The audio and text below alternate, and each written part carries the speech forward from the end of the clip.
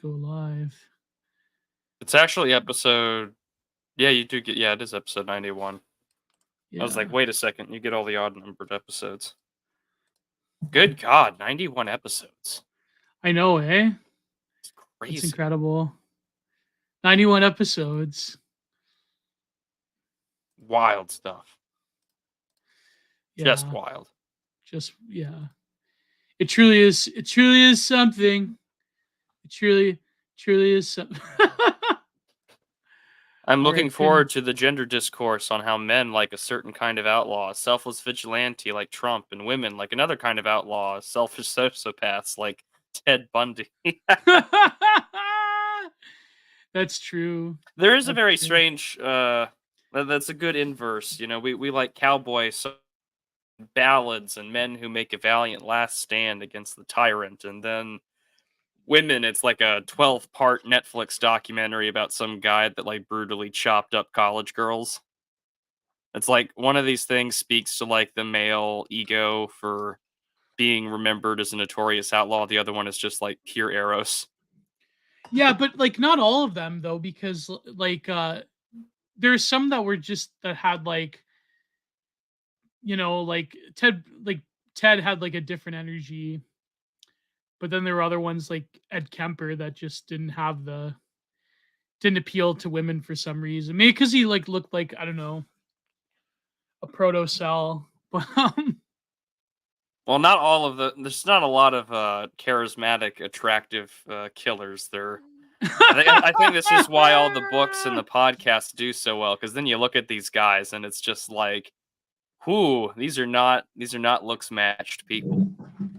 Yeah, I know, but then I shouldn't say that because there's some that didn't look exactly. Because then they get like Zac Efron to play some of these killers, and you're like, I see what's going on here. Yeah, it's like the glow up of the posthumous glow up of a serial killer.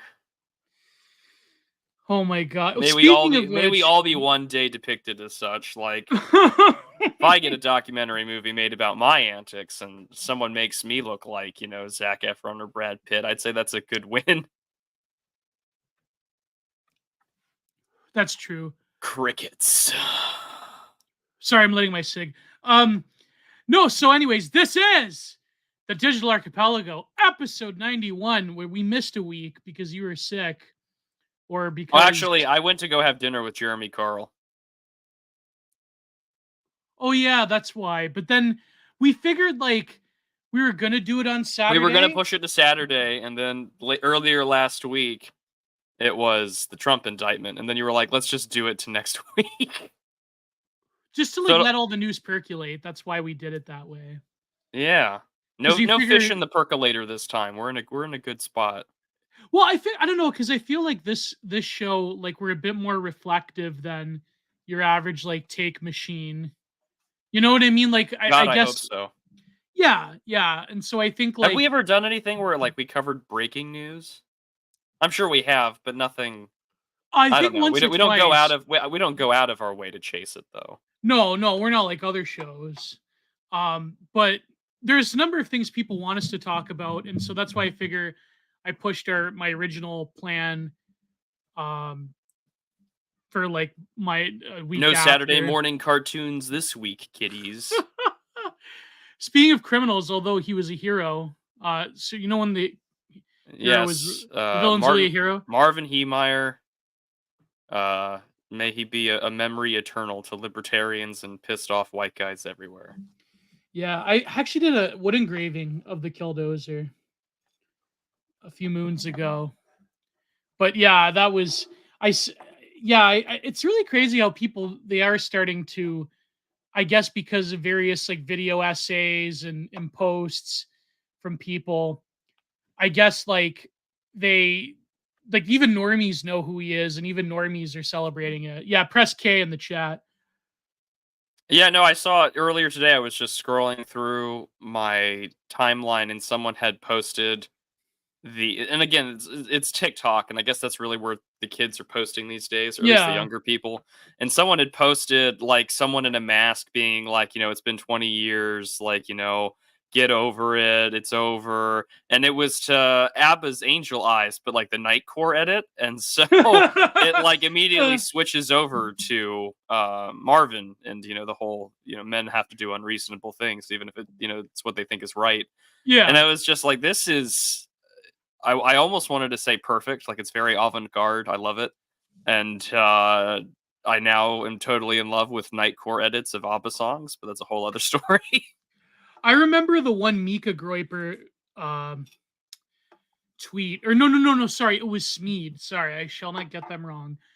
Smeed, he tweeted once like, I felt more emotions listening to Nightcore alone in my room at night than going out to some club with like gross, disgusting people next to me.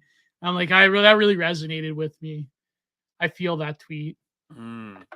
Yeah, that's right. R.I.P. Killdozer. Although Mastercraft, I don't think I could put that comment because I wouldn't either. YouTube. I wouldn't either. YouTube. Yeah. Wouldn't either. Oh my god. Who knows? Like the mainstreamification of like the mainstreaming of right wing thought. You never know. Like you'll have like shirts at Walmart with a certain spinny wheel one day. I doubt that. Is that the dream? Is that the dream though? No, maybe. I have no idea. And okay, on the one hand, it would be like a total like mainstream kitchification of right wing thought. But then on the other hand, I think like if you were to get a society to the point where no one would have an issue, I don't think I should say this in public, but like, you know what I mean? Like if it was the point where like, even if you went beyond, like even, I know like people bash the idea of returning to the 90s, but if you sort of did have a society in which nobody like really took like all the isms and ists like really that seriously. But then again, I think like the contemporary left is just too smart. Like not smart, but like they've know a thing or two about the way that meta irony works in terms of like the online right wing or the dissident right or whatever you want to call it, right? So I think like that it would have to be like a total normalization of right wing thought in order to like which does not exist. Exactly, yeah. Although, I mean, if you look at normie tier memes, there is some slightly right wing coded humor into it, especially when you're making fun of no, you will trying have to be like transgressive. Yeah, like you will have like the raw egg, like the Soul Bra cookbook in Walmart one. Like that's the famous Kathrine Dee take. You'll have a Soul Bra cookbook in Walmart one day. I think like certain ideas could potentially, but then others, of course, are just too like. But then again, you never know. Like as the in the future, every right wing Twitter author's ebook will be on the shelves of Barnes and Noble for 15 minutes. It'll be like the bestseller of Barnes and Noble. Or like they'll have like readers recommend, and it's like, Nutcracker, Automaton, The Perfect and the Wicked, and Providence, Jackalopians. That's the dream, right? But also that means like society has to get either like really shitty and then gets really better afterwards for that to happen. But also like I kind of find it interesting that I can go into like for instance, I did buy a physical copy of The Unprotected Class at a Books A Million. Oh, so I was okay. like, like it's not terrible, but I really do hate the current event section of any mainstream bookstore because it's just like, which more slop, sir? Oh yes, please, more campaign slop from the 2020 election. I do want to buy Ron DeSantis's book about kickstarting America. Books like that? Of course.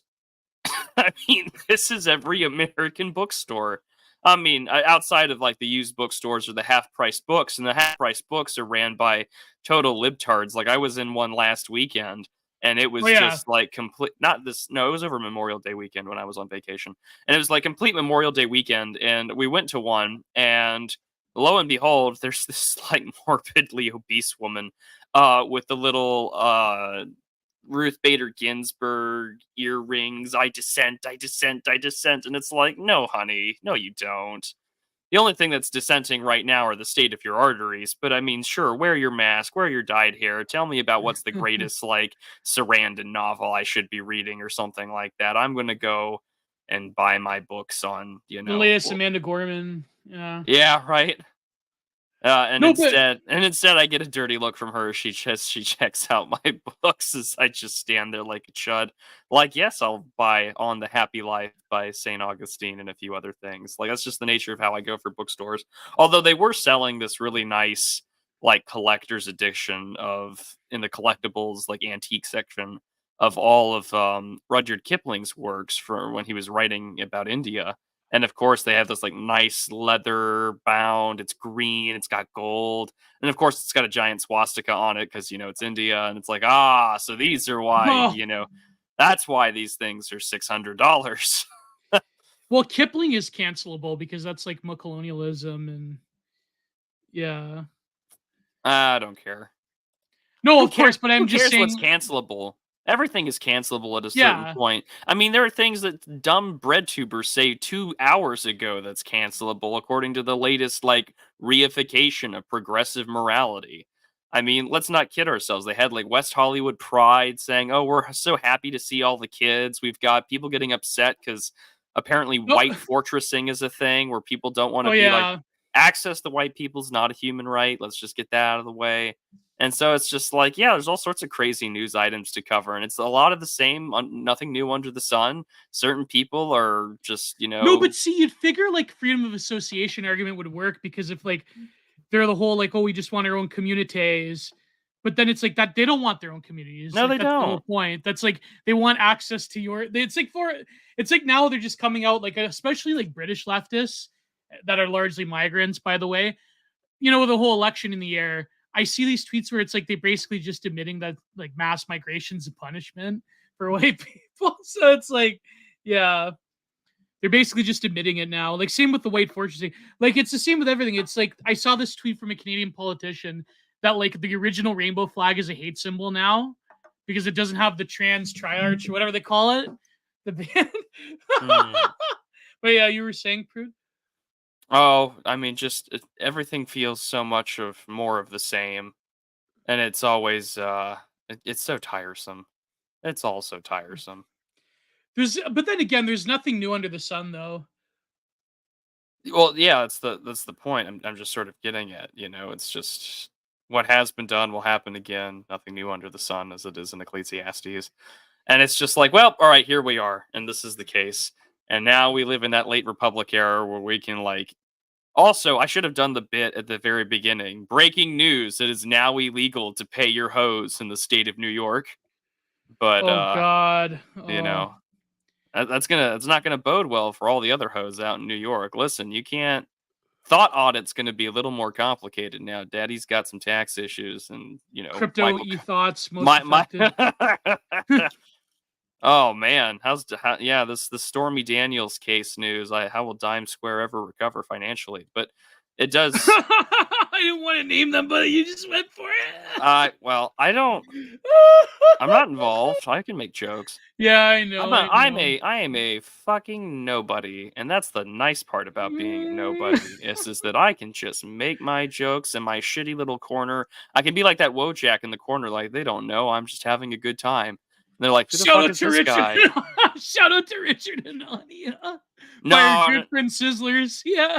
no. Richard Hanani is just having a good time embracing his inner aborigine by sniffing petrol for like 45 Why seconds. would he tweet that? Why does That this was feel so good? No, because you know what it reminds me of? It reminds me of that tweet by Richard Dawkins or Steven Pinker, one of the two, that I'm now blocked by. I think it's Pinker. it's Pinker if you're blocked by him. Then it's definitely Pinker because Pinker had this tweet from like 2012 where he was just like, I was at a cafe once and I saw a homeless man outside with a sign that says, "Don't need money, I just need a fat bitch." And I think about that sign all the time, and I'm like, yeah. Who would just fucking tweet that, right? Especially in the year of our Lord, current year. But also, it's incredibly entertaining to watch. I have him muted. I have him blocked. I have the word Hanania muted on my Twitter timeline. And it I just have even keeps coming. I have even the word Banania with a B. Because some people like to do that, and then fucking Davisar, one of our like top reply guys, our strongest soldiers, he's like, "Did you see these tweets?" Oh, And I he's like, saw. "It's just like you, son of a bitch." Oh my God. Yeah. Yeah. That Although was I will funny. say, him arguing with Dave, like Distributist Dave, Yeah. Okay, Dave, I want you to like put all your effort to arguing with these retards from now on. I never want to see you on Go a after bread tuber. Carlin next. I Yeah. never want to see you debate a bread tuber ever again. Dave, you doing these like full-length essays about why these people worldviews are wrong is 99 times better than anything you've ever done arguing with Vaush or any of these other retards. Like, this is great. Just argue with them instead. There You're was better off arguing with Hanania and Carlin and these LinkedIn. I love that title too, the LinkedIn right. That's such a great line. the LinkedIn right. That's The like the LinkedIn Barry right. Weiss containment zone. Yeah. Exactly, the containment zone. Let me get my like, my 6-figure salary at my think tank while I tell you about why you chuds deserve what you get. And it's good for him to argue with that. I think it's better than him being verbally assaulted and abused by lefty retards. Yeah, that was great. Like, speaking of which, there was this recent like bread tuber that did this like it was like half of it was about horror and like in our horror community we don't want to have like evil right wingers, and the last half was basically a character assassination on Wendigoon, and this guy and like Brandon Buckingham who follows me by the way, and they like just got bodied. Like this guy got bodied because then all these other like people in the sector of reaction channels and all that, they like teamed up on him. He had to like delete the video. It was hilarious. And it was like the most mind rotten leftoid propaganda you've ever heard in your life. It was hilarious, right? And it was just like basically just designed to go after Wendigoon. But so yeah, like I think Dave should basically devote his efforts to going after people that I think the bread tube thing is obviously waning, whereas the ascendant LinkedIn right, who may or may not be coordinated by certain think tanks or whatever, like those people definitely deserve a smacking by someone like Dave, because they're actually legitimately dangerous. Because it's very easy to discredit a bread tuber because of their affectation and because of what they're putting out there, and it's basically siloed off from any form of the right wing. But the problem with these people is that they give a lot of frogs who may or may not be anonymous, people like you or me, Prude, who are actually not exactly anonymous, but they give them the illusion that you can basically ascend the ranks. And I know, like other people have had this take, but I'm not going to get into it because there's a lot of drama attached to these takes right for the past few months. But I will say that people like Barry Weiss, people like Hanania, people like, even for an odd, strange reason, Big Spence, give people on the right the illusion that it's like, oh, well, see, they're not canceled and they're face lords and they're like in institutions and they get mentioned in the New York Times. Therefore, we're winning. But it's like, no, you're not winning, because these people are not the definition of winning. These people are not going to make you win. If anything, they're just like another foot. They're kind of like neocons or like conservatardism TM, where they're basically like, Hanani is just a boot in your throat, more or less. That's my opinion on him. Let's not forget about Naomi Wolf. Naomi Wolf, I mean, she's got some crazy things about the Bible recently, but I kind of like Naomi Wolf's arc. She's got some gems recently, but anyways. But yeah, people like Hanania, people like anyone associated with like Barry Weiss or whatever, anyone who does the whole like left me, they're sort of, I don't know, I think you should take them with a massive grain of salt without naming other names. But you know what I mean? Like, I think they give the right wing the illusion that we're winning or something. And it's just not the case. It's sort of like certain other streamers on the political right that, because they like go on these big Rumble streams, that like they're somehow, or like they're involved with like the Red Pill Manosphere people, that like somehow, because they get a lot of views, that's going to translate into like meaningful right-wing victories in the future. It's like, it's not. Give your head a shake, man. They just you know what I mean? Like, you have to like I don't know. I understand, because like someone like me and even someone like you, Prude, like I guess both of us were kind of like in a sort of position where if like one of these institutions wanted to take us up, they probably could. Not that we would go, but like, you know what I mean? Like if they wanted to, like we're kind of optical. We're not like that on optical.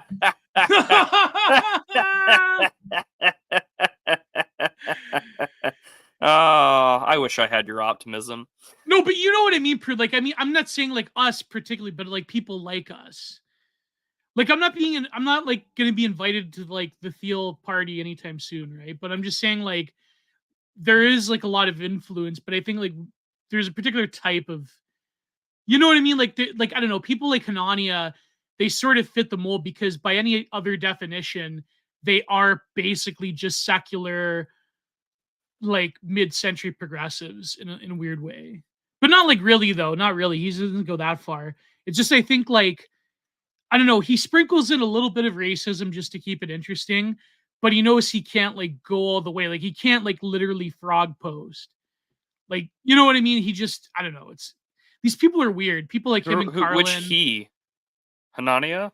Yeah, like Hanania or Carlin or Hanani is never gonna like throw a Roman or drop anything extreme because that right. would be in the eyes of the people paying him. That would be a regression back to Richard Host, and we can't Right, go but back to being Richard Host. exactly. Our whole shtick. We just got to keep doing the bit.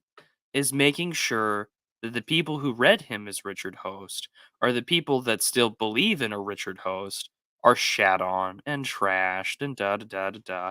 And so again, you have people like him or like Walt Bismarck nowadays or Anatoly Karlin and the rest are just like, That's really well, weird because Walt Bismarck was like totally canceled forever. Like by oh, doing those songs. if you Yeah. go to his Substack, I mean, it's not he doesn't have the world's biggest readership, although he has been arguing with Dave. The only reason why I Well, know he's about all been this is having a because second wind. I shouldn't discredit him. He has been having a well, second I've wind. only been following this via Substack. This is like I've been checking that more often than my timeline because I've noticed that you remember like the old YouTube Yeah, reply.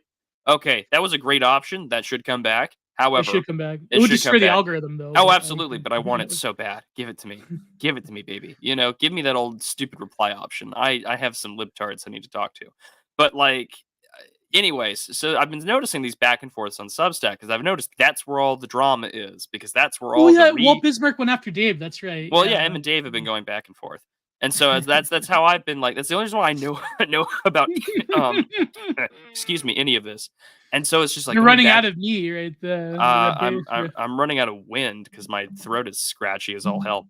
And so, but I'm going through all this and I'm reading it and I'm like, man, this is like the old style video response essay from like 15 years But ago. on Like, Substack, but on Substack, and even so more lamer and like it's a chef's kiss. Inject that shit into my when you veins. approach 40 years old, it's like then you When do you it on approach 40 Substack. years old, you stop caring about the YouTube algorithm. You just start writing long-winded screeds on a blogspot post.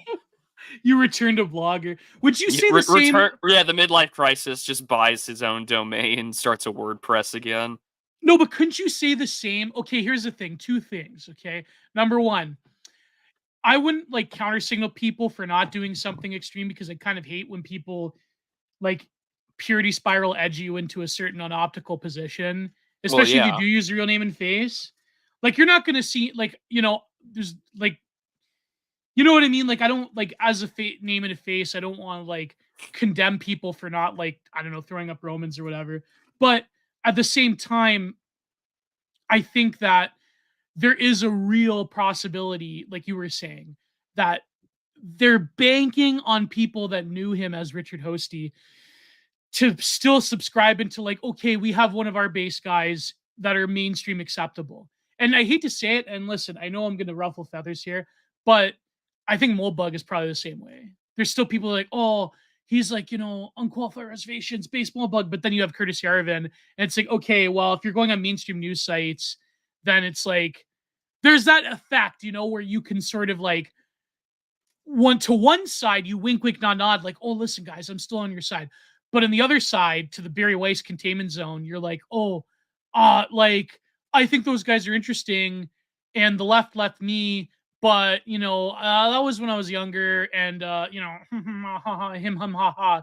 So it's like, there's a very conscious optics game going on. You know what I mean? Like, I wouldn't, like me, I'm not going to go out there and pretend like I'm edgy and radical and like I'm an anime youngin or whatever, right? But it's like I think that there's a lot of like responses that you have as a face if you use your real name and face. To me, like the best strategy is basically just like ignoring people, like no enemies to the right sort of deal. I mean, there's some people that are conscious agents that probably don't belong in the right wing, but I think that the best strategy that I've learned over the years is to just ignore things that are edgy or radical, because then if you go out of your way to countersignal them, then there's a lot of people that are going to hate and resent you for it. And I think that even though there's certain aesthetic, let's call them aesthetic accoutrements in the e-right that I don't exactly wouldn't go out and post, I think like to make a big deal about it would be like not exactly a good strategy. I don't know. Maybe I'm just being gutless. Who knows? But I'm saying that the difference is that people like Hanania, they go out of their way to attack frogs, but then at the same time they'll pull back and be like, "Okay, I'm going to give you just a little bit of racism just to flavor my slop," and that's why I don't like people like him. And it's like, and that's why like you have people like Spencer who do the weird like NATO wave stuff, and it's just like I don't know. There's a game that they're playing, and I just hate people that play games like that. And it's like I'm not. And so Hanania, like and plus like also by the way, I'm using Hanania also as a shorthand for Silicon Valley rationalist types who flirt with the e-right. Those people, I've said for years now, do not trust them. Some of them do have interesting ideas. Some of them are like very smart people. But by the time you get to the doldrums of the Elazar Yukowski, polycule, like, I'm sorry, man, it's not, you're not going to look into the Silicon Valley Ayala polycule for anything interesting or transgressive. I'm sorry. It's just not going to happen because these people will default to liberal assumptions about everything. Because basically, when you do have like a quote unquote right wing society, if that were to ever be created, those people aren't going to like it. You know what I mean? Like, so I don't know. It's just like, I don't want to talk about this, but you mentioned Hanania, so I guess, Was I the one who mentioned him, like, by I name? think someone in the chat, you started talking about Hanania. Well, because someone had replied with those screen caps, because I go so hard not to talk about him. But yes, he is. I have think them blocked. I blocked Hanania. Same. Blocked, muted. Yeah. Words are muted. Anyways, I still see the screenshots. It's like, it's like that one guy at work that you can't stand, and then it's just like, oh, hey there, buddy, and it's just like, oh boy, I better go jump off a bridge. And that's sort of the way that it goes with these like timeline things. But at least I don't have to jump off a bridge. I can just mute somebody. Well, Internet Friend is kind of correct. But hey, listen, I'm not saying this because, like, if some institution wanted to give me money, I mean, no, I'm kidding. I don't know. Depends. If someone wanted to buy my book, I'd be told when it comes out. I'm totally cool with that. But I'm just saying that, I don't know, like, when it comes to institution, that's kind of different. Like, I don't know. Like, if the Daily Wire wanted to, like, if the Daily Caller was like, Gio, we really need you, I go, I don't know, maybe. Well, so maybe. you use your real name, so the Daily Caller would take you. No, but like, okay, Daily Caller is one thing, but if it was like, I don't know, like if it was some weirdo Silicon Valley type stuff, then I'm like, I'm not gonna do that. I'm not gonna do that. But yeah, so half of the right wing, half our crowd would sell out and subscribe to neocon values as long as they're being sold by a guy who wings weeks done judges let them be racist sometimes. Yeah, but here's the problem. That was the problem with NRX as well back in the day, if you recall. Now that I mentioned Molebug. I mean, a lot of people in NRX, they did think that as well, that you could, you didn't have to like, that you could almost be like a liberal technocrat, but because you have like certain priors, you know what I mean? The National Post needs me. I'm Conrad Black's top guy. Well, I wish the National Post was still owned by Conrad Black. That would be pretty cool. Even though they kind of took it from him after the whole fiasco where they put him in jail. But that when he owned Hollinger's, that's a deep Canadian Leaf conservative lore right there about what happened to Conrad Well, as Black. long as you don't ever work for Ezra Lafont, I think we'd be pretty cool. Oh yeah, that's right. Like, nor would you get paid even. So I'd be working for free. Wait, they don't even get paid? There are so many people I know that worked for Rebel Media that didn't get paid by Ezra Levant, that got dicked over by him. Oh man, yeah, a lot of them. Blows. Yeah, that including Lauren Southern allegedly. So there's one friend of mine. I'm genuinely surprised she hasn't blocked me yet. Yeah, there's one friend I have. She worked for Ezra Levant, and like she said, like, yeah, I didn't see any money. It was a different time. Like, there are so many jokes to make, but yeah. And he got sued by Tommy Robinson and his people, and I gotta hold my tongue. Yeah, I gotta. If we say anything about that, then it's just Yeah. Well, then it gets even worse. But no, I mean, you have all that, and I guess People want us to talk about Nick Rekieta, but we'll get to that. Before we get to the what is there high-minded, to even say other than what a he's a terrible person. disaster Yeah, of a life choices? Someone had posted that. I'm jumping to it now. Sorry, there, bud. I saw someone post like the last like photos of him of like the last eight yeah, years from like 8 years ago, 5 years ago, 3 years ago, 1 year ago to like today, and yeah. it It's was over. just absolutely depressing. Like the It's over. alcoholism and the cocaine just turns you into a like literal like just golem like figure. It was really sad. And I mean, between that and what's in the courtroom statements about like the kids not having like where not really showering or having food and they look skinny and they don't look good. Uh And then get people trying to Janny for him, trying to like take out the get broom. that. Well, I mean, even if like you could argue that there's judicial misconduct because he said something on a live stream and then this has happened, sure, okay, fine. That doesn't change the statement of the facts presented that Yeah, clearly you, your wife, as a side piece or whatever is not. they were in a polycule with the guy from the Steel Toe podcast and his Oh, wife. dear God. What's his And name? so, uh, Imhotep, whatever. Yeah, on top of all that, right? And like you're not taking care of your basic obligations as a father and as a man. yeah. I hate to do like the moral nagging bit, but it's just like there's no excuse. Like you just take the Is kids it? away Is it? from him. Yeah. Is it moral F slurring to like say that a guy like severely screwed up and that he's taken no responsibility for it, Well, and that he you needs to know?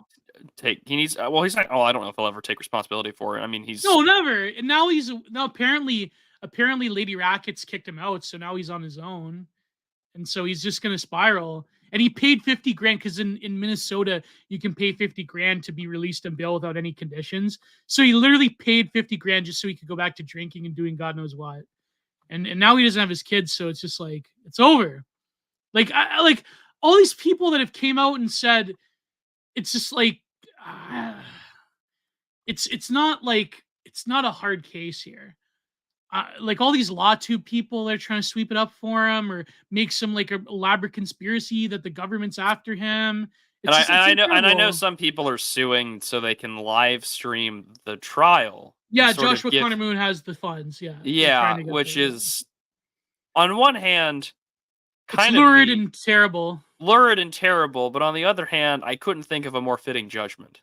Well, because McCready made his bones on like analyzing people in The their Amber worst Heard moments. trial and the Yeah, yeah, Rittenhouse trial. yeah. All Like those law tube people do I that. remember the Rittenhouse trial, like streams that he did covering the whole thing.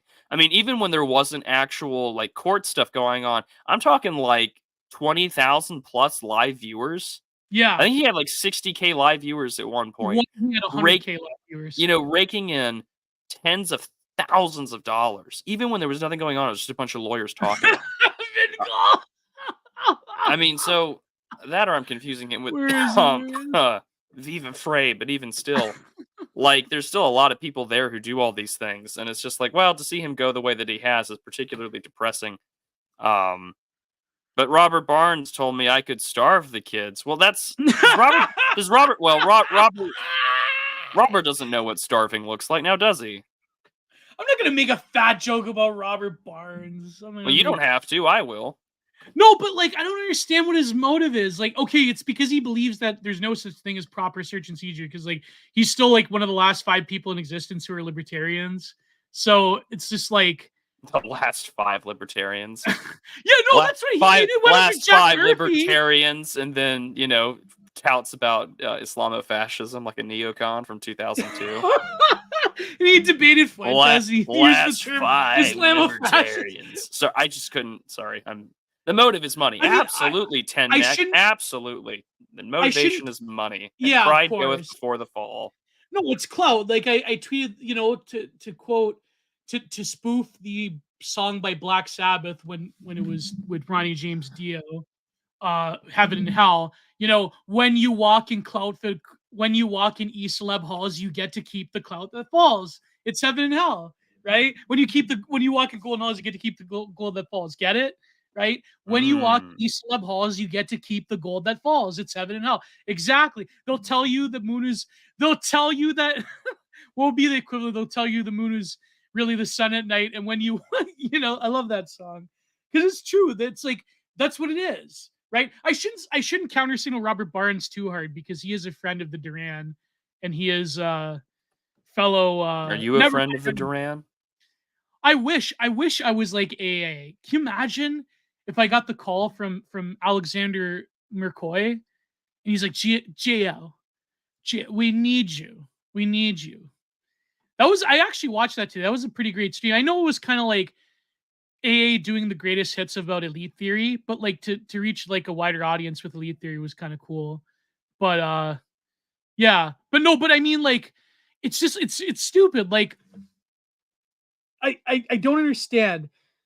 The guy, first of all, if you wanted to just go by money and motivation and clout, Rekieta's kind of done. Like his law license would be in question, I would imagine. Especially if he gets I'm like sure the convicted. Canadian equivalent of disbarment is all but inevitable or has already happened. No, Rekieta's not Canadian. Oh, he's not Canadian? No, he lives in Minnesota. Oh, well, I thought for some You're reason I always thinking of assumed he was another Canadian. one. I'm Yeah, you're probably thinking of another one. yeah, okay. Well, still, someone has probably put an ethics complaint.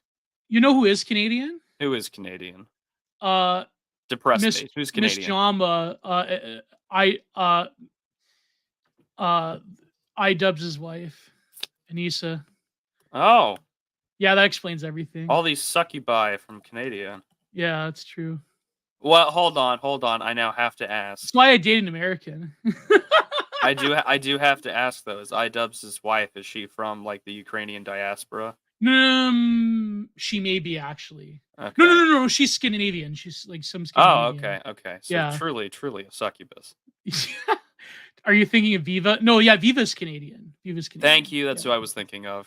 Like, I'm not like, okay, I'm not gonna like. I usually like. I know he's like a normie con or whatever, but okay, listen. I know like Viva Fry is not exactly our guy. He's just like a normie con or whatever.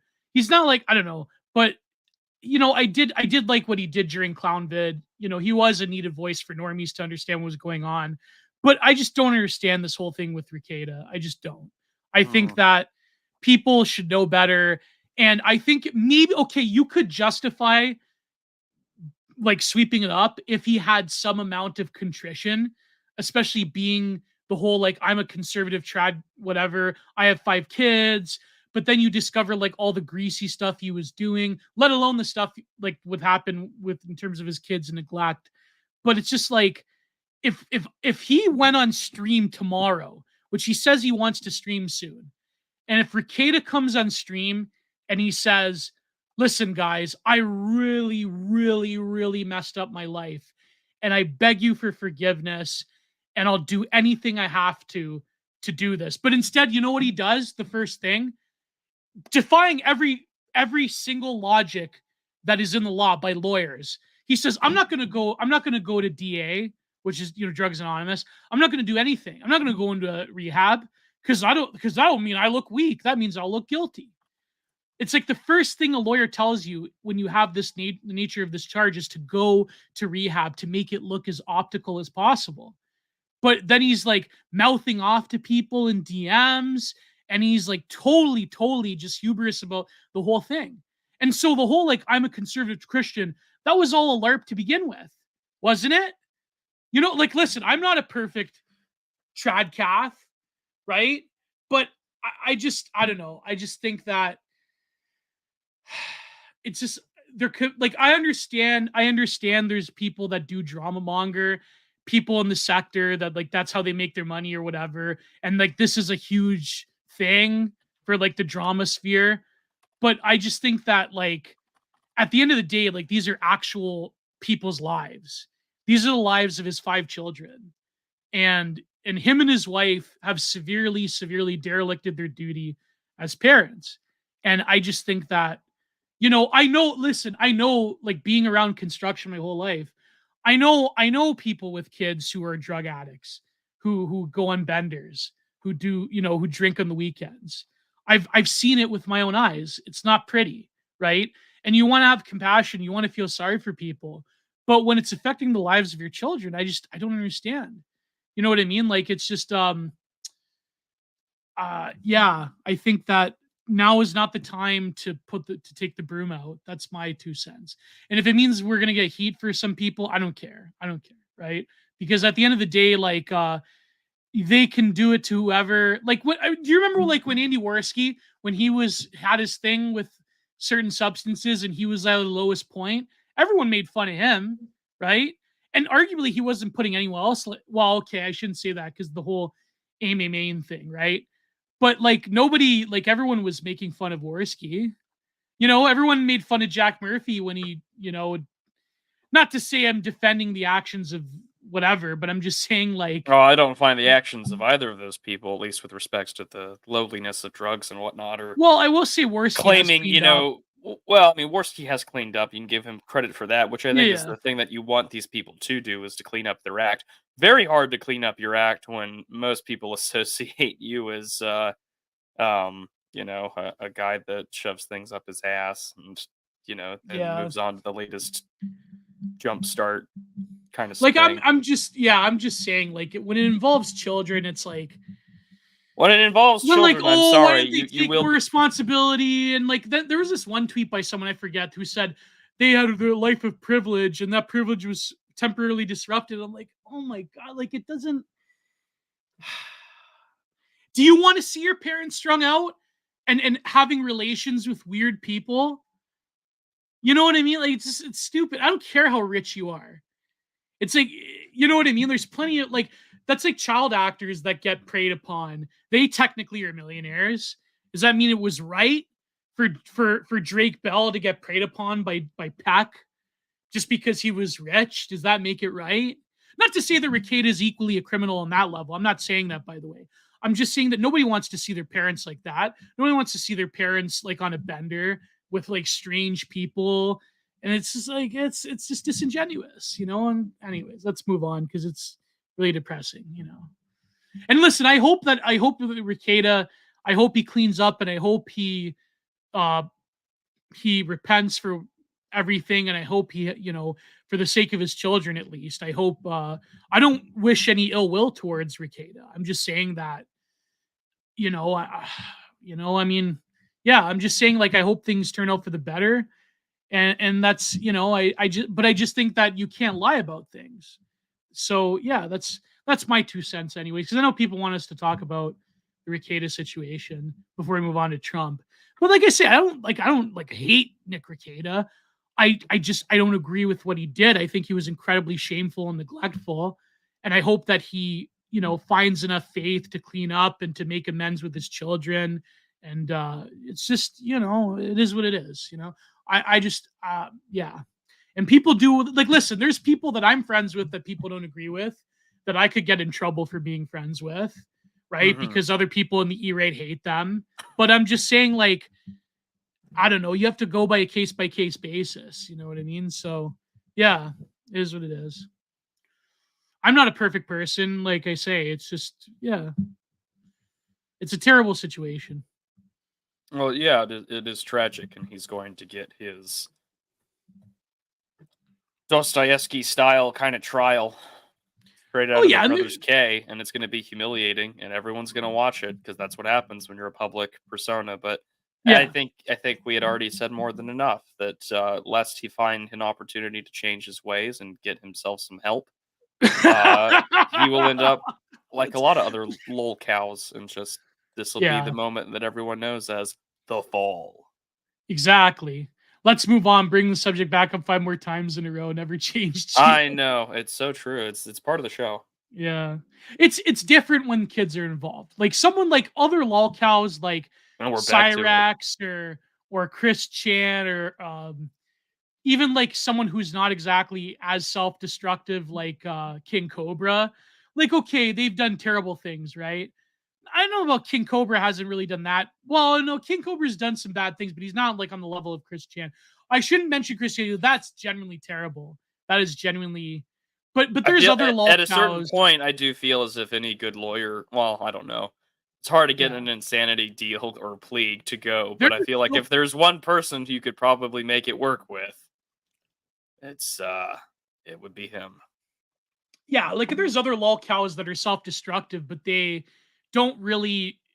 they don't invoke the same ire as Chris Chan.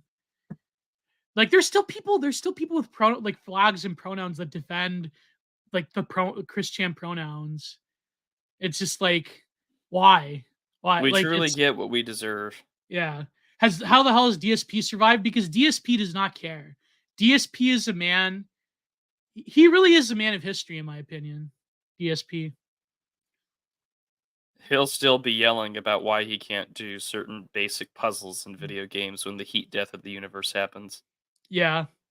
You know what's crazy though? I joke, but DSP has survived some pretty crazy A-logs who have like doxed his bank accounts and his addresses and his social security number. And like he's got like, I don't know why, because like you'd figure Chris Chan has objectively ruined the lives of a lot of people around Chris Chan, right?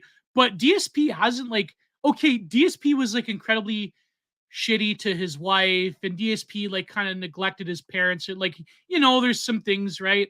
But DSP, like as a whole, apart from just being a troll and like being kind of dumb, I don't understand why people like really hated DSP.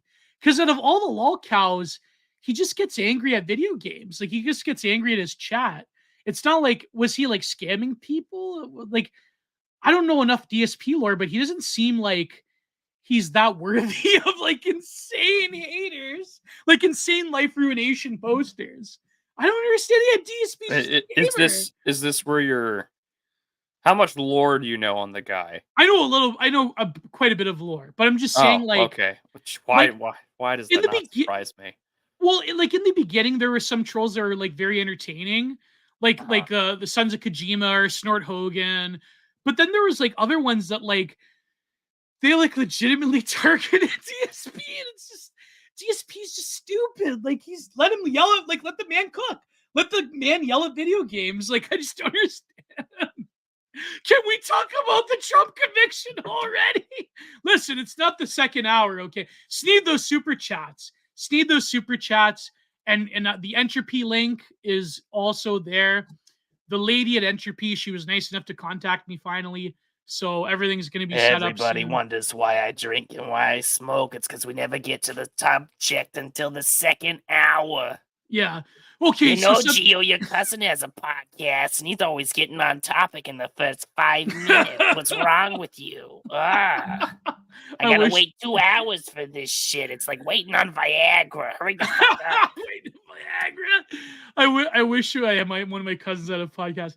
DSP would tease things he couldn't fulfill and make money off of, then not pay. Yeah, okay, that is objectively a terrible thing, right? But I think like if people know by now that you probably can't trust DSP, like if you're going to give DSP your money, just consider it gone.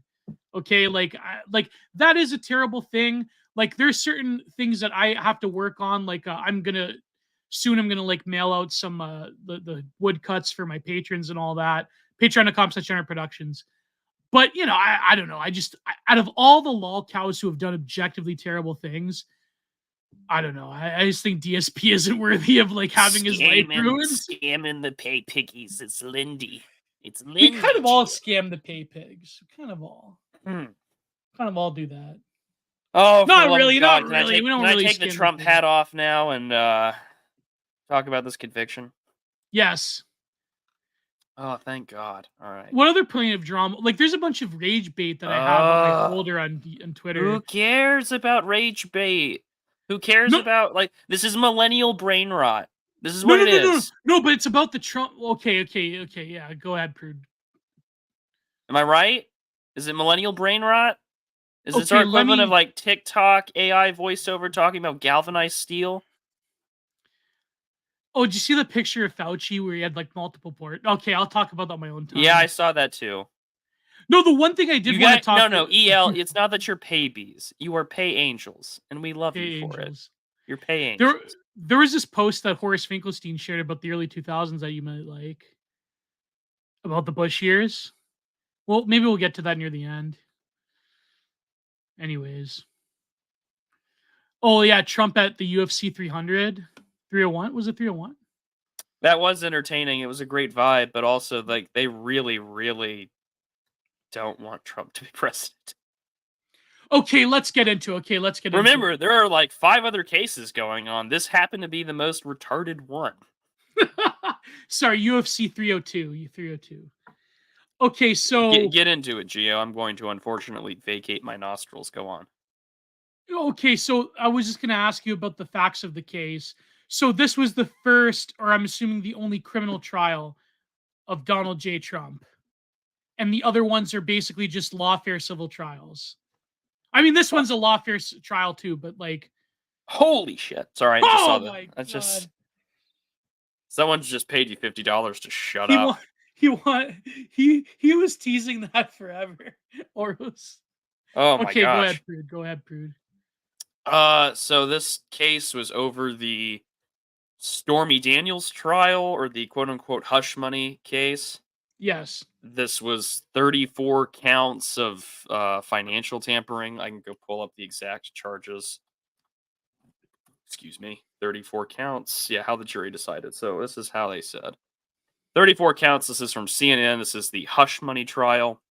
The counts were falsifying business records in the first degree. 34 counts.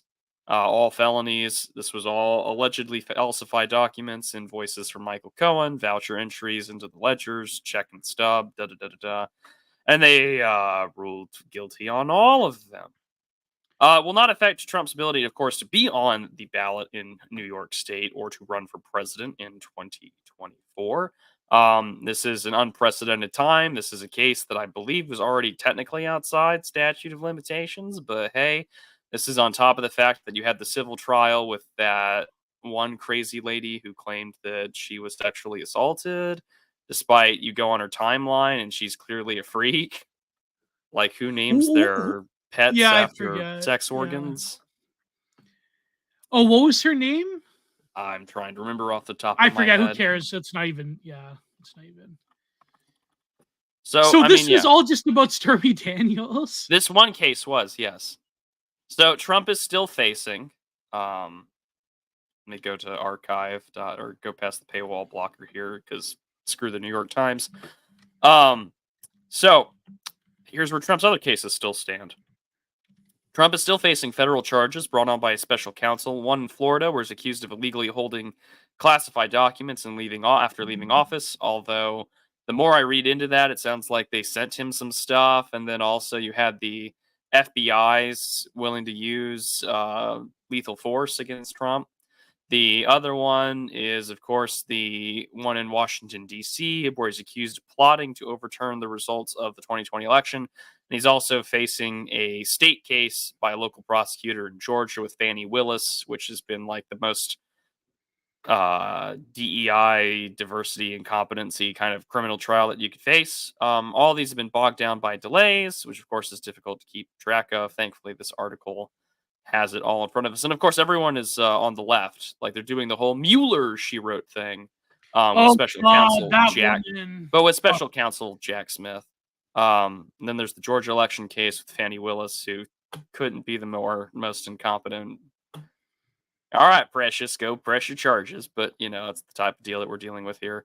And then, of course, the documents case that has been going there. And isn't that woman that took down VDare, isn't she involved in New York? What's her name? Well, that one's the one I just listed was in Georgia. There's not a case going on in New York against Letitia James. I thought she was involved in the New York case. No, I mean, she may have done some assistance in this New York case just by being the attorney general. But yeah, and no, she took down VDare. Yeah. Yes, she's been going after VDare, and she can literally go after any other conservative group if she really wanted to. I don't understand why. Like, the whole justification was the webmaster was in New York back in like 1999 for VDare, and it's just ridiculous. But I guess she can go after everyone. She could go after Daily Caller. She could go after. If there's any right-wing organization that is based in New York or had been originally based in New York, she could if she wanted to. No, but on what grounds? What was the grounds to even justify going after VDare? Hate speech. Something that we don't even have in the United States. But they have in New York. Well, yeah. Like, I don't understand. Because they had a whole, like, hate crimes divisions, and basically they were going after VDare for criminal speech, basically, which we don't have on the books here in the United States. That's what I mean, though. That's Did what you I mean. not Like, watch the beautiful wife of Peter Brimlow explain this on Tucker Carlson? I remember, but it just seems so surreal to me. Because it is surreal. I mean? Because like you have like the literal like Law and Order SVU like Mariska Hargitay character going. Yeah, and I'm waiting for Ice-T to be like, wait, you mean you saying that we got like hate crimes on the VDARE? I don't know. It's only a matter of time before the VDARE case is on a fucking SVU episode. Yeah. They've done a Gamergate episode. They'll do a VDARE episode. Just you fucking wait. Just in the same way. Just in the same way that the Blacklist did a Richard Spencer episode. They had a Richard Spencer episode. Yeah, they had a whole Richard Spencer episode. Oh my god! They were like putting this America First stuff wrapped around in the flag of fascism, and it's just like, shut the fuck up, Kevin Spader. It's time to, retire. Would they ever have like? Because you say like it's America First, but does Richard Spencer care about America now? I don't know. That's a great question. I don't know if he does. I don't know if the day we get like a Nick Fuentes SVU episode is the real day that like. all these hit pieces really matter. They'll have the BAP and a Nick Fuentes episode in SVU. They call themselves what? They tell me they call themselves the New York Nickels, and they have their own little art scene. They had like kind of a Spencer episode because it was basically it was in DC. It was and it was like. What was that thing he had? MPI? Yes, the National Policy Institute. It was like that. They all had like the Richard Spencer haircuts I read that in the episode. A lot. You read MPI? I did. I read stuff that they put out. Oh my god. I don't think I've ever read like a full Radix article. I may have back in I don't think so.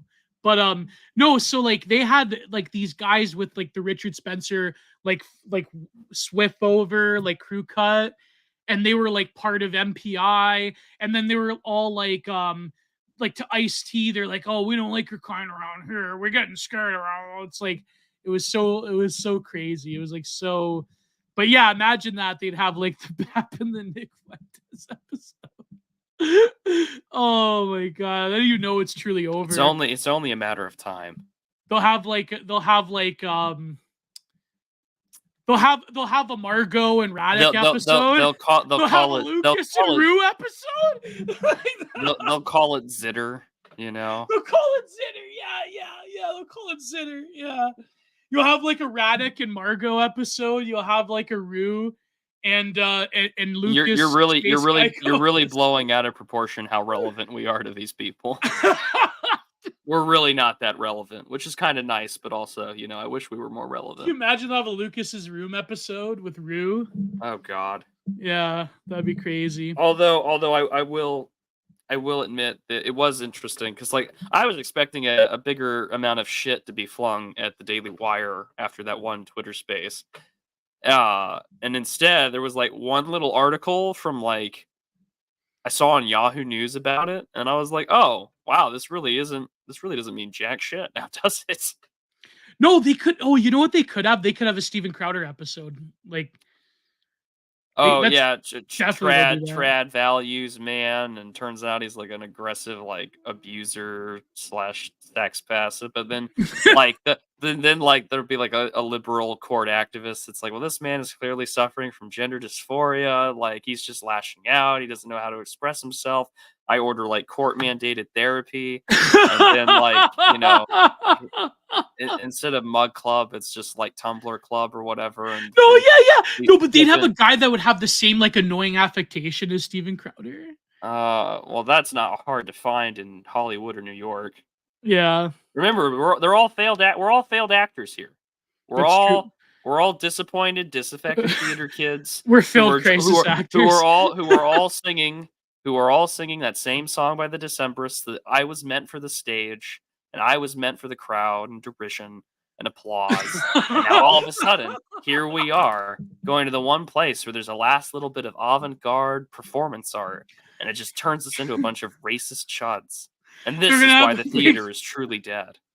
They're gonna have a Break the Rules, Gio and Lev falling out episode. No, but they'll tie it into like Ukraine somehow. That's how they'll do it. Yeah, he's a Canadian Vatnik. Who would have thought? No, you know what's crazy is that Lev recently had Donnie Darkind on to say that Trump was the Antichrist. Oh, dear Lord. Some decisions I kind of don't regret making now that I think about it. Anyways, you might be homeless, but I, sir, am a temporarily embarrassed aristocrat. You might be a temporarily embarrassed aristocrat. I am just a modern day Diogenes. Now, I'm please temporarily give me embarrassed back. homeless man. Now, please give me back my rotisserie chicken. Oh my god. Ugh. But anyways, about Trump. So the thing is, like, the whole thing is inherently ridiculous. Let's just say that, like, but I think that it does sort of it does embody, I think, something that is deeper in the heart of America. Like, even the spectacle of it, there's something there that, to think that a president could basically be elected while he's sitting in jail potentially is, there's a really great tweet, and this is what inspired the stream. So I know we did the first hour of laughy jokey and talking about e-drama, but let's get into the serious stuff now. There was a great tweet by Walter Kern, who actually did like my review that someone paid for of Up in the Air. And if you want to pay me to review a movie, you know my usual fee, PayPal down below. But he liked the episode because he wrote the book for Up in the Air. And he had this tweet. He said that, is there nothing more uniquely American than having an outlaw president? When you really think about it. Because there's always been that fascination with the frontier, with the outlaw, with the closing of the frontier, with that rebel spirit of America that really embodies, I think, at least originally what Trumpism was in 2016. Maybe not so much in 2024, but there's something there that, imagine in the first time, out of all the people in America, out of all the presidents America has had who have committed terrible crimes, who've condemned the lives of millions upon millions of people around the globe. But Trump is the one for paying off a prawn star. Trump is the one that gets to that may potentially sit in jail. And that, imagine if there's nothing preventing him from still running. And there's all these libs that do the whole, like, he can't go into, like, 37 different countries because, like, he's a criminal now. And it's incredible. It's, like, really, I know that if you're, like, a low IQ boomer lib, if you're, like, a Blue Anon person, I know right now the optics of it are incredible. Like, you're literally cooming yourself over this because in the beginning he promised to lock up Hillary, and now he's the one that might potentially get locked up. I know, I understand symbolism, okay? But I think that there is something rather incredible of the events that have happened in the past week, 2 weeks or so. And I wanted to read this quote, but you say your piece if you have any hot takes on this, Prude. Well, I don't know if I have any hot takes other than just simply to say, listen, this is the start. This is only the beginning. Summer hasn't even started yet. Oh, we boy. don't know how the other trials are going to go. We don't know how well his security is being tested. Anything can happen. Anything can happen. Also, keep in mind that the Stormy Daniels trial, the punishment phase for this trial, is still going on.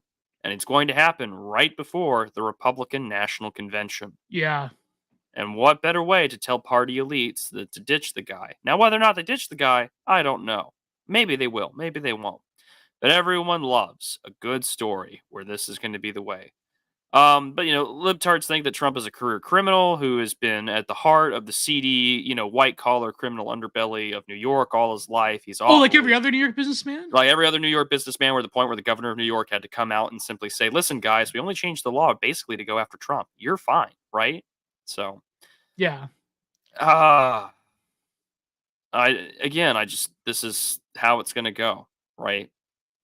I mean, he did raise a shitload of money. I just think that everyone wants them to go out of their way. And what is there to say other than like conservatives impotently whining about the weaponization of the justice system and Trump fundraising $54 million, which is impressive, by the way.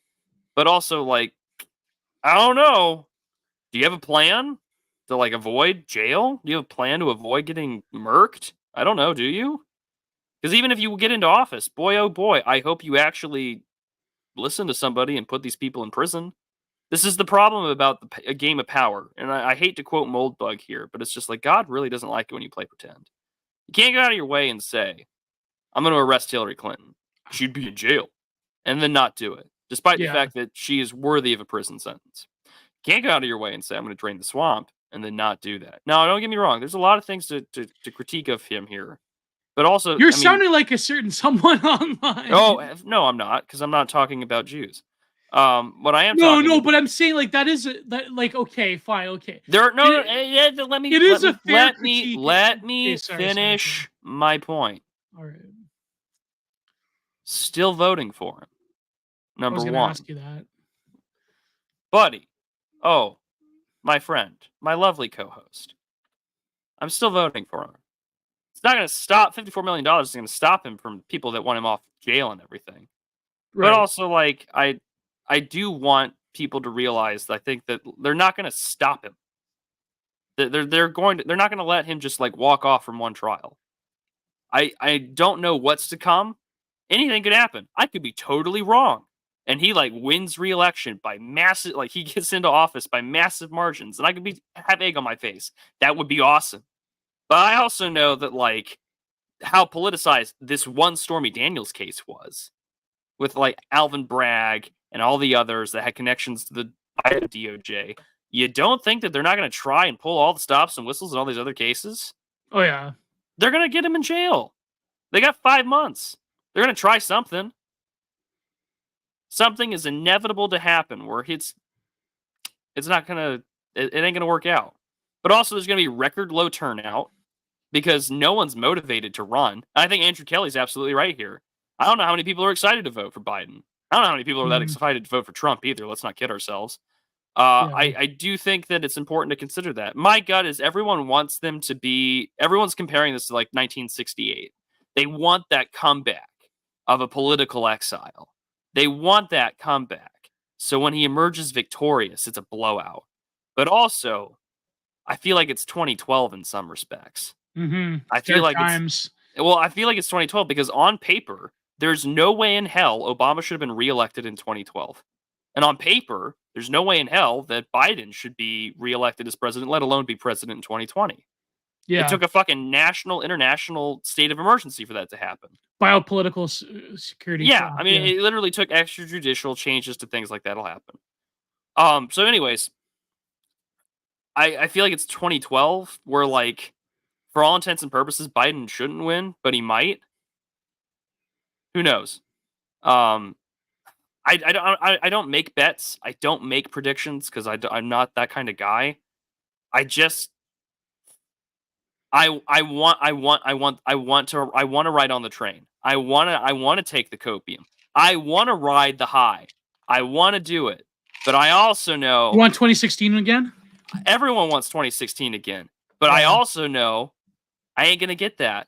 And I also know that even though Biden is a senile old fuck, there are a lot of people who are in his camp that are eager and are working and are chomping at the bit to make sure he is in prison. Because again, what happened with 2016? It's just like, this is fascism. And they already did it again with, what was it, The Atlantic? Or the New Republic? The whole like Trump Hitler edit with a mustache and everything? Or fascist America. How close is America to fascism? Despite the fact that their definition of fascism has nothing to do with the fascism of a century ago. It's not leftism. That's what they think fascism is. Yeah. Well, I mean, fascism is basically the realization that when you say basic truths like black people commit crime or that our current economic situation is rigged against America and that we should do something about it, that's fascism. Yeah. So whatever. I don't want the spirit of 2016. Or you can't strip meaning from people and let them, be perfect cooperative citizens anymore. Yeah, exactly. And turns out when you try to make them perfect cooperative citizens, you create a prison state where we have to just deal with the fact that where separation of church and state's a lie, and it's never has. Yeah. Everyone's got to bend the knee to George Floyd and all that jazz. But still, to get to the long story short, am I still going to vote for Trump? Probably. But voting is like the most low energy, useless thing that you can ever do. Yeah, it doesn't. I mean, well, I don't want to say low energy, but well, I mean, low. It takes low effort. It takes low potential kinetic energy, whatever, to go out. I'm just gonna vote for Polyev next year because it's going to stop the bleeding. That's it. I know the conservatives are next to useless in Canada. So here's my overall take. Would love for him to be president. Would love for him to be president. But I also know that, like, from now until November, I don't know what can happen. Because, and everyone's shitting on voting, and I get it. It's fair, right? You can't complain unless you didn't vote. I get that. That's totally fair. I get the whole shitting on people who vote. But also, like, if you are an American, it is, like, the lowest effort thing you can fucking do to go check into a local high school cafeteria and go fill out a sheet of paper and do it. It's incredibly low effort. What does take a lot of effort is businesses, getting them registered with, like, the system of award management, getting businesses and setting up contracts. So your buddy's business is the one that gets the municipal contract, and then they rake in like $700,000 of taxpayer money that they use to enrich themselves and their buddies. That takes a lot of time. So who knows? Also, I think another thing to consider out of all this shitty mess is that let's go see what happens in Britain first. We'll get to that, Andrew. We'll get to that. Because I was like, because I mean, here's the thing: Brexit happened before Trump. Curious to see what happens in July 4th. But I'm zero seats there. But anyways, the last thing I'll just say on it is that hard for me to I'm not I have the hat edit, yeah, but I mean, I'm not here to get on a train. You're not going to see me be very hyped up. I am going to tell you that, in your local elections, like city council, county commissioners, etc., and stuff like that, that's what matters. Because you have more power locally than you do on the national level. And by God, please pay attention to your local government. Outside of that, do not fall for any train or hype or copium or hopium or whatever. Yeah. Please be sober as possible on that issue. Just please be sober. That's all I'm asking. Is sobriety. Be prudent? Yes. Prudence of forethought. I'll leave it at that. Okay. Let me just say, before you rudely cut me... Oh, sorry. I rudely cut you off. Projection much. Let me just say that I take no sides in any E-rate drama. I merely look at takes that I agree with and disagree with. Now, I have friends who are Graper adjacent. I have friends who are the other side adjacent. So, but the reason as much as I think that, like, counter-signaling Trump is not, like, the right move, I will say there's a difference between, like, divesting yourself of Trump and actually having a critique of what the man actually did when he was in office. Okay?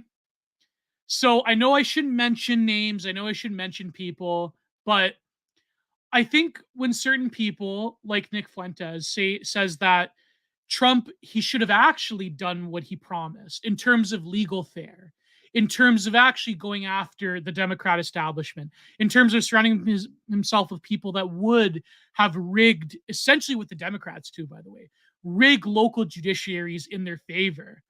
I think that that's actually a pretty good critique of Trump. And I think that even people who are the most diehard, like ride or die Trumpers, they can recognize that there was severe limitations with his first term. And was his hands tied behind his back a lot of the times by the swamp? Yes. But was his hands also tied behind his back by people that he put in there? Like, remember, he put the good doctor in there, remember? He put his son-in-law there. So I think that as much as I admire Trump for what he did in terms of radically changing, and yeah, okay, I'm not exactly with Trump on the whole Israel thing either, right? But I think that in terms of, I'm looking at it from the perspective of an artist and as a cultural critic, as an art critic, I think what Trump represents more than the sort of facticity of Trumpian politics, if that makes sense. I think that in terms of him radically changing the flavor, the culture, and the aesthetics of American politics forever. I think that, to me, that signals that Trump is some ways a visionary, whether he sort of stumbled into it or not. But I think in terms of the serious critiques of what he could have done as opposed to what happened during those 4 years, I think that's an entirely different matter, to which I do sympathize with people who are more critical of Trump. But that being said, if I was an American, I would probably end up voting for him, right? Because I think, like, first of all, okay, yes, it's true. What's the alternative? But also, I think that 4 more years of the Democrats would be Yeah, there's no yeah. Gary Johnson for you to hold your nose at either and say I There's no voted Ron for Paul dat. anymore. There's no Yeah. dat boy Gary, you know. Yeah, there's no to Ron call- Paul. There's no whatever, right? No, There's you have a just- literal race communist Yeah. as the Chase Oliver for the No, but you know, Libertarian was I Party. being fair, Prude? Was I being Oh fair? no, I mean there's a lot of things that are absolutely fair about that. Because I thought think that both the Drapers and both the more pro-Trump people, they both have a point, in my opinion. sure. I think that, yeah. And I think what Pedro Gonzalez had said on his article in the American Mind was absolutely true. Like the whole Platinum Plan was just one giant economic Yeah. redistribution package of white taxpayers to blacks that are never going to vote for Trump anyway. I mean, even if you changed like Well, like even Pedro has severe limitations, but yeah, he. well, did yeah, yeah. but that's not a whole other point. I mean, the issue is that Trump himself is, I think, in a lot of ways, an art thing. Where, yeah, he's one of the greatest artists who have ever lived, in my opinion. Well, I mean, from tweeting alone, but also that. Okay, say you're like a 2009 NRX reader, right? Like you're reading UR. You're a formalist. A formalist. You're reading Nick Land, yeah. Yeah. You're reading Trump is a great call for formalism because all that he's done is formalized like the progressive opposition to anything remotely outside of the system. That's about it. Oh yeah, definitely. No, definitely. Yeah. Again, the big things to critique though would be, of course, a lot of these things are, you know, the thing that you focused on was going to be like tax cuts. No, he formalized. What did he formal? He formalized what? Like the point is that formalism happened. What was formalized was the absolute mask-off moment that the United States government does not want you to. You either play ball or you die. That was what we got. And we also got countless things happening again where we saw, you know, people in cabinet level positions getting ready to make sure he does not have power. There was a fucking article that came out in the 2020 election that was basically, if it wasn't for Bortak and a few other groups that were loyal to like this administration, things could have been taken away from him in terms of the reins a lot earlier before the election or, you know, January 6th. The point is that for all the things that you can criticize against him, the thing that I think he will be remembered for on the right is going to simply be what was formalized by his election was the absolute, you know, depravity and rot of the American institutions. Dialogue is useless. Then stop fucking listening. Don't get mad. Don't fucking listen. No, okay, I know, okay, but I think that he did strip away that layer of what had been the sediment of mainstream politics and mainstream quote-unquote political sensibility that was built up for at least 50 years, if not 60 or 70 years. He stripped that away. And I think that was the value of Trump. That was his curse and his blessing. Because as much as he formalized that opposition, I think it was a sort of valiant act to do so, whether he was consciously doing it or not. But then that's also the detriment, because now you know the hand of the regime. You know what's going to happen, right? So I think in that sense, so yeah, so apparently Molbug, he's endorsing Biden again. So, oh, well, who gives a shit? Yeah. 80 years. Yeah, 80 years. Yeah. No, because he really stripped away that thing. He really transgressed against that image of American politics, whether or not his policies in terms of what he promised was largely disrupted or a failure or wasn't exactly he would selectively ignore certain things that he originally promised. For example, the Republicans that basically torpedoed him with going after Obamacare, for instance. And then he, like, in 2017, he sort of started to selectively ignore the anti-Obamacare thing, right? As one example. But anyways, yeah, go ahead, Prude. I know you're getting worked up. It's just that. Oh, I've got nothing else to really say. No, but I'm just saying that's why I view Trump ultimately as an artist, as sort of a weird political artist, right? And there are like left-wing bloggers that have said the exact same thing using Walter Benjamin's criteria in and so I think that to me that's the value of Trump. But there is massive political failings that I think people do have to reconcile. But I just think that a lot of people, especially in the E-right, are just, talking past each other for obvious reasons of clout and infighting and so forth. But yeah, I mean, and again, Well, like isn't that the point though? Like, especially, I mean, that's another thing to get into is like the commodification of Twitter. Although, of course, having your ID verified by a company with ties to Israeli intelligence is fucking awful. but I So I thought won't. Musk was our savior. Yeah. Well. Anyways, the point being that because it's monetized, because it's commodified for followers and, all the sort of clout chasing and botting, yeah, of course everyone's gonna like throw knives at each other's back and they're gonna fling shit at each other like monkeys in a zoo. It's true. It doesn't That's the feel way like it goes. 2016, does it? It was like that when you were like a new guy. Yeah. Yeah. No, because I remember 2016 on Twitter. It's totally different. More I mean, like we I were know. talking about this in Pat Casey's chat earlier today that like, freaking Milo Yiannopoulos is back on Twitter and you've got tweets about him going back to 2017. That's how long this arc is going. Yeah. No, but what's crazy though is that in 2016 we kind of did feel like we were more or less a singular entity, and people like put the knives away, and people that were old heads, or at that time they weren't exactly old heads, but they were like formulating, right? Like there were group chats where you had people that absolutely hate each other now, and a lot of those old heads they'll deny it. But I was there, okay? I was there, okay? How do I change my profile, Prude? You do the three dots over your name, edit audio avatar, and put it up. Okay, where is it? Solo layout? Is that what it No, is? no. You're in the show, right? So then you can go to settings. Oh, For, okay. camera. Well, actually, I don't know. For me, it's like you're in the show, so I just click those three dots over my name, I and then should really it's. have this. You should really have this down. You pay. Well, you don't pay for this, do you? Yeah. I mean, I don't Oh, know. okay. I Well, think I you. have to renew my thing, but Yeah, we felt let's see if light. So true, Ajax. this Yeah, works. Andrew Kelly. I've said this a couple of times, but like the longer and longer I'm here, the more I feel like, wow, Murdoch got like almost everything right. And I don't think anyone's there. There you go. Okay, I was there. Okay, everyone was in group chats. People that were like that stream on Cozy were in group chats with the Vitalists. Like it was people wanted to deny it. I was at the front. The front. Oh. I was at the front. People like I was followed by Facebook when Facebook only had 50 mutuals. Okay? I was at the front. Old head Norwood Groiper. That's a great name.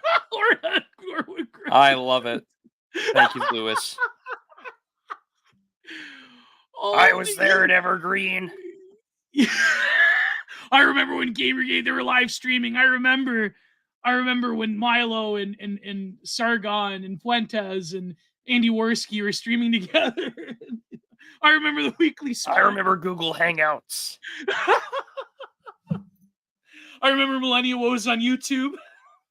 You don't know how much joy I remember the Iconoclast on YouTube. Yeah, I know. It goes. Oh. I remember Braving Ruin. I remember Babylonian Hebrew. I remember I remember Vertigo Politics. Ford. I remember Luke Ford. Oh my I remember gosh. Blood Talk Radio with Ghost. Yeah. I remember when Ghost quit the first time. I was there in 2012. I was part of his inner circle. I paid like $50 to be a part of Ghost's inner circle. Oof. I know. You don't know how much joy I've gotten out of this Norwood Graper. The old head Norwood Graper. You know how much I eternally thank Mystery Grove for reposting it for me. You don't know how much pleasure this got me. I remember Molly Meme. Yeah, I remember Wally Meme. He's still around. Oh yeah. I just wish he would come out and back to YouTube. Yeah, out of the ghetto. Out of the BitChute ghetto. Or I mean, Yeah, I he could remember at Edgy least, or he Sphinx. could at Yeah. least stream his show back on Twitter. Do you remember Edgy Sphinx? What? Do you remember Edgy Sphinx? I do. Yeah. Oh, Anyways, I wanted to read. Okay, see, so this is enough of why I this. don't want the spirit of 2016, because at this point now, it's 2024, and it's just like, okay, Don't you feel glad that you can talk about different people in the E-Right without like getting ass blasted for 5 minutes? Because You know what I mean? Like, because I wasn't around in 2016. No, I was no, I working mean- as an elections judge for like the GOP where I lived. no, I mean like we 2016. could talk about different people having different takes without like. Oh, because I don't shit on people, Yeah, me neither. at least That's not what I mean. publicly. No, but that's what I mean. Yeah, like that's what I mean. Like if it doesn't matter who has a good take to me. Like Yeah, you no, like I'm each other. I agree with that. Do you remember Kilroy? You in the Oh ball pit? my gosh! The based mama in the ball pit. Do you remember Kilroy? Freedom Fest? Yeah, Ajax says, Freedom "Oh, there's a Fest. giant insect making noises." BRB. Okay, Ajax. Good luck with the bug. Oh my Bugs are god. normally okay with people. Although I've decided to say I'm attacking face lords from now on like that. So this is the thing that irks me, and this is actually what's been bothering the shit out of me. All right, you're gonna listen to me rant. I wanted to get to this take about the outlaw, but Well, we'll get to, it'll all circle Whatever. back. I promise. I promise it'll circle back. So I've spent like 4,000 words at this point on and off about trying to answer the question of now what to like Yes. Jeremy Carl's book. And it's because he's a little scant on solutions, and he's made it abundantly clear in his interviews with me, with Charlie Kirk, and others that the point isn't for any kind of solution or development, but also it's more for just getting the facts laid out there. And it's like fine, and it's a great book. The actual citations alone are really worth reading. yeah. What irks the shit out of me is that I'm trying to answer the question of now what. Well, now what? And because I mean, Pedro's little article where he's criticizing Trump in there is that you need to have a policy in place where when Jeremy is saying, "Oh, by the way, we're going to tell people you can't do these things. We're going to mess around with us," and it's just like, okay, how do you get there?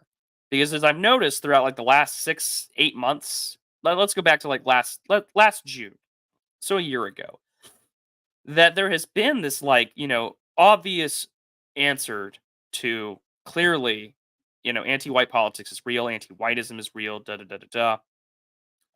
And then you're noticing all these debates where it's like the whole no enemies to the right thing by Haywood. Notice I'm listing the face lord people. I'm not mentioning Anons because Anons kind of know what time it is. But in that debate, it was basically two successful white businessmen who knew what time it was. It was Nate Fisher of New Founding of his own private venture capital, and then also it was Charles Haywood of Shampoo fame against Neil Shenvi, an Indian immigrant who lives in the United States and uses Christianity as a way to harass people who are further to the right than he is. And Wait, of who? course, Neil Shenvi is his name. Oh, that guy who was part of that Twitter space that was hosted by I am 1777. Yes, this is the exact debate I'm referencing. Yeah, with Hozoni. Was it Hozoni or No. It was hosted by fucking Chris Rufo. no? But who was his debate partner? His debate partner was Wokel Pistons. Oh God. So two non-whites versus two white guys who have skin in the game and have family and know what time it is. Now, one of the things that I noticed was, of course, that they had to pay certain pieties, of course, saying like, well, we wouldn't want to be having any kind of Richard Spencer types around here, although Richard Spencer's more at the left than those two gentlemen are. And so I'm going through and I'm listing out things that would make it work: taxing remittances, actually having a political party that speaks to white interests, because as Sam Francis notes in the article The King Holiday and Its Meaning from about 20 something years ago now, that essentially, when you stand up for white interests, white voters turn out for you. And instead, we've got the Platinum Plan, and we're focusing on African American and Hispanic unemployment. And it's just like, huh, interesting, you know. And so Yeah. it's just a little frustrating, No, but that's what I mean. I don't like Pedro Gonzalez, but I think that was No, that fair critique take, was yeah. absolutely was really good. And so my frustration is that I'm like I'm writing out everything here about the now what question. And it's just like, well, shit, these guys are kneecapping themselves because they can't. This is as far as they can particularly go. Old Head Norwood Groiper 2016. I have arrived. Oh my god! I love it. I love it. Yes! I love that. Yeah. All right, go ahead, Prude. Yeah. So good. And so it's just like this. He's there. Thank you so much, Old Head Norwood Groiper 2016. We love you. We appreciate it.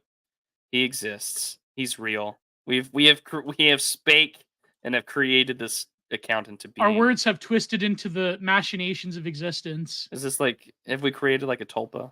Yes, we have. Oh god, that's terrifying. I don't know. So like I've spent like 4,000 words just to be like, okay, like just I'm at a lack of words because it's just like I don't know how you can strategize by doing. I mean, outside of perhaps what BAP was writing with the whole Malay thing. Like, listen, if you actually got back to some kind of meritocracy, like, yeah, it would be ostensibly seen as white supremacy because it would be an egregore, not a tulpa. Okay, thank you. Hugh, where is my mind? Absolutely.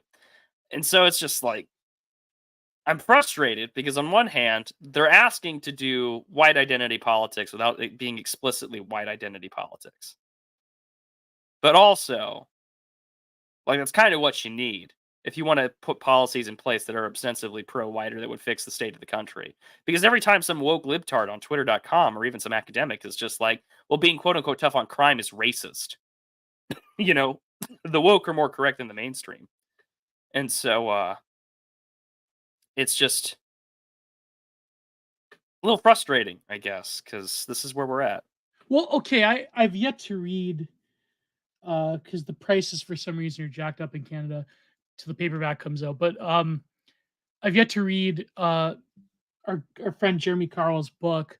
But is it sort of like I remember back when Deneen wrote After Liberalism, or no, he wrote Why Liberalism Failed, and that was like a big thing. But then we all know the arc of like the post left, or sorry, not the post, the post liberals, Post liberals, right? yeah. Yeah, the Fed casts or whatever. But I remember like the big thing was the aporic ending, like the aporia of like, okay, what is to be done? And I think so. Does Jeremy Carl's book, does it end sort of apparatically? I mean, it ends with some solutions, like policy proposals, I guess. It ends on some immigration proposals, but then he kind of focuses on like a new trying to get people to assimilate to an American identity, which I don't know how you can do that with how anti-white everything is. Because as Scott Greer pointed out, when you say American, the default is white because that's what the country was and should still be. No, but that's even the term American now has become like politicized in that manner. Well, I mean, it was Yeah. politicized as early as It over always 100 was. years ago. Yeah. I mean, yeah. fucking Teddy Roosevelt was like, hyphenated Americans aren't really Americans. And that's a great transition to what I'm going to quote, actually, speaking of Teddy Roosevelt. But yeah, we no, like, but we like Teddy around here. So yeah, so Prude, like, so you've obviously read the whole book by now, Yeah, I have.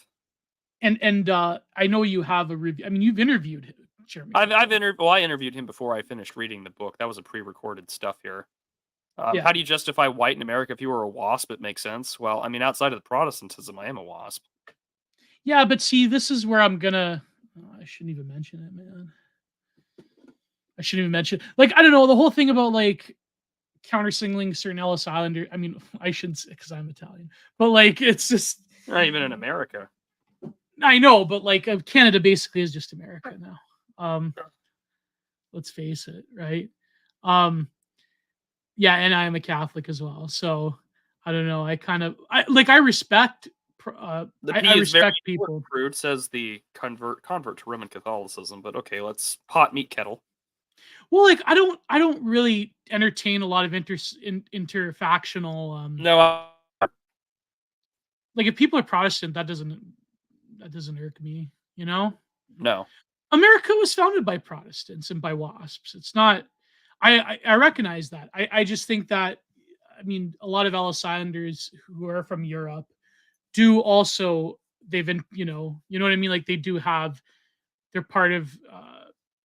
I think you know what I mean. Like a greater apparatus of what we could say is like what the idea of Western civilization is. But that being said, that's not to say that Protestants and people who are from heritage Americans, they do have a unique place in America. So I wouldn't counter signal that, right?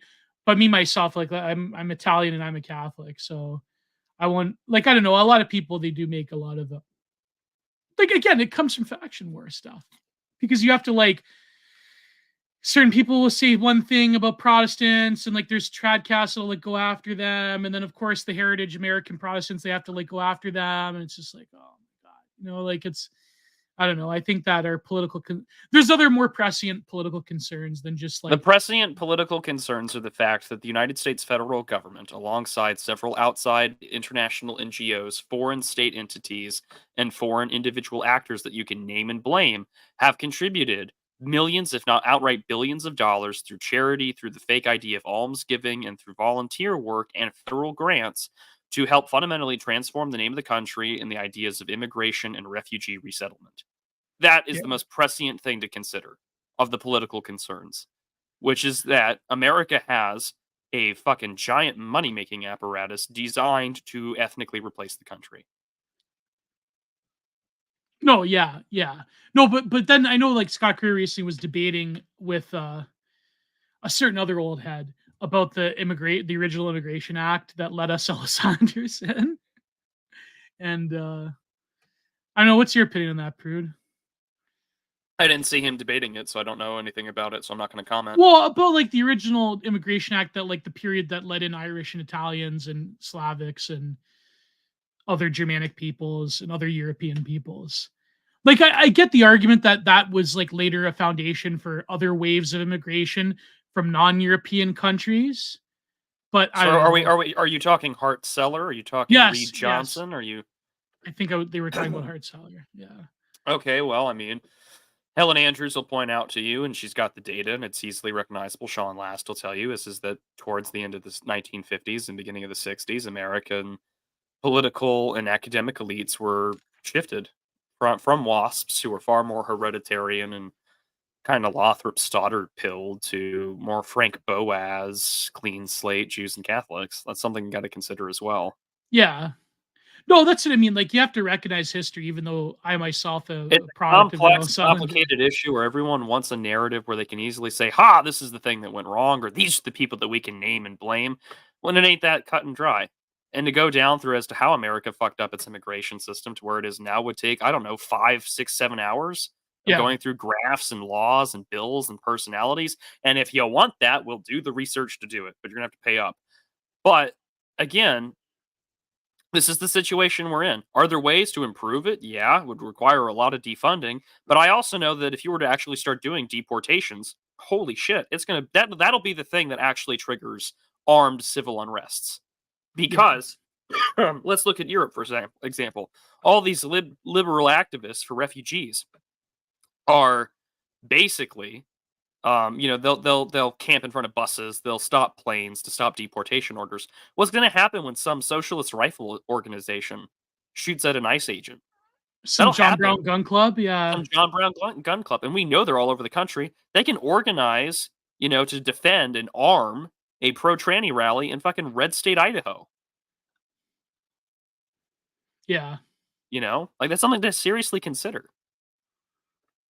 No, exactly. No, but you had a great point. Like and Katie in the comments said, Irish, Italian, Catholic here. I too struggle with this now, Gio. Yeah, I struggle with it too. But I think that's why I don't post about intersectional, like interfaith or the whole like heritage versus Ellis Islanders. I think that it's a complicated issue, and like there's counter narratives everywhere. There's the narrative that, oh well, the WASP they screwed up and they derelicted their duty to the country, but then there's the other narrative that, oh, it's actually the Ellis Islanders did create large northern liberal city strongholds, which I think, when Destritus says both things can be true at the same time. Yeah.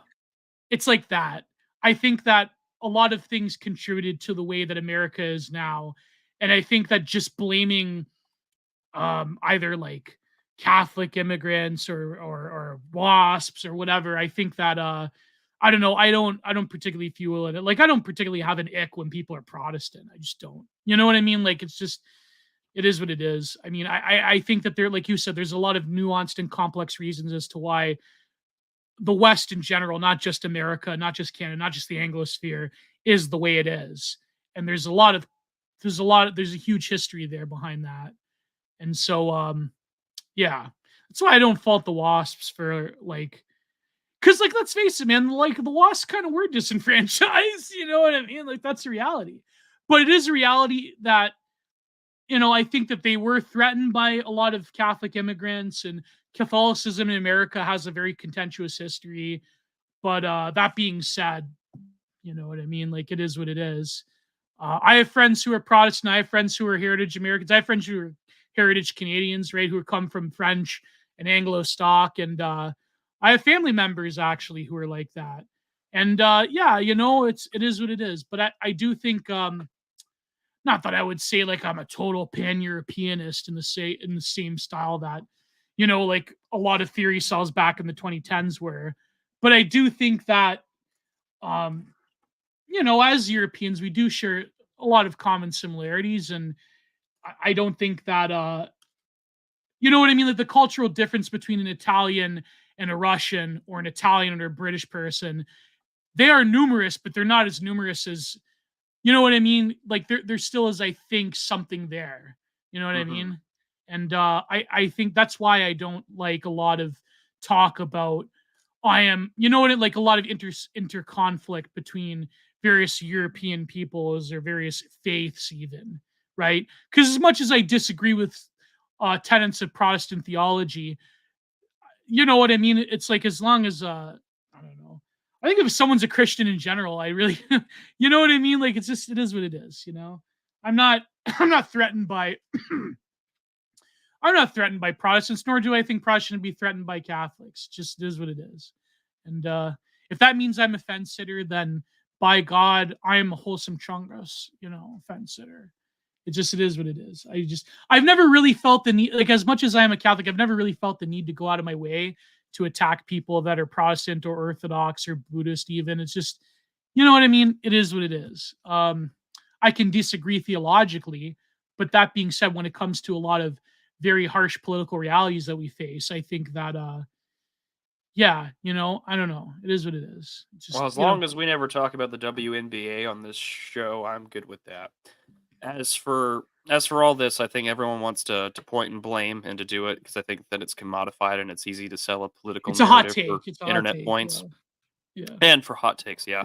But also it's just it's important to consider, regardless of how complicated or how straightforward it might be for some people to tell you this is how it is and that's the way it's going to be. There's also a lot of lack of noblesse oblige. For as much talk as we have about a circulation of elites or putting forth a new elite, no one gives two fucks about, some guy from Arkansas who's, works at an office to feed his kids. No one cares. Nobody cares. Yeah. Not online, not in Washington, not on K Street. Yeah. No one cares. No. And that is a little depressing. Because if you want to speak for those people, and the people that tend to vote for you, again, I get it. Democracy's gay. I get it. And trust me, I do. I worked in it for still kind of do. But I think it's sort of an important thing to consider that, like, you got to get someone to give a shit about you. And at the same time, you also need to get the wealthy people to give a shit about you. And until someone gets the answer to the question, why should I care? Until you get that right, good luck. I mean, it's the same thing with all this October 7th nonsense. I think Bill Ackman really cared for like 25, 50 fucking years that like it was fuck whitey in academia. No. God, no. He did mention it in a tweet saying, wow, all these things that these Jews are experiencing, whites have done through with years. Like, no shit, Bill Ackman.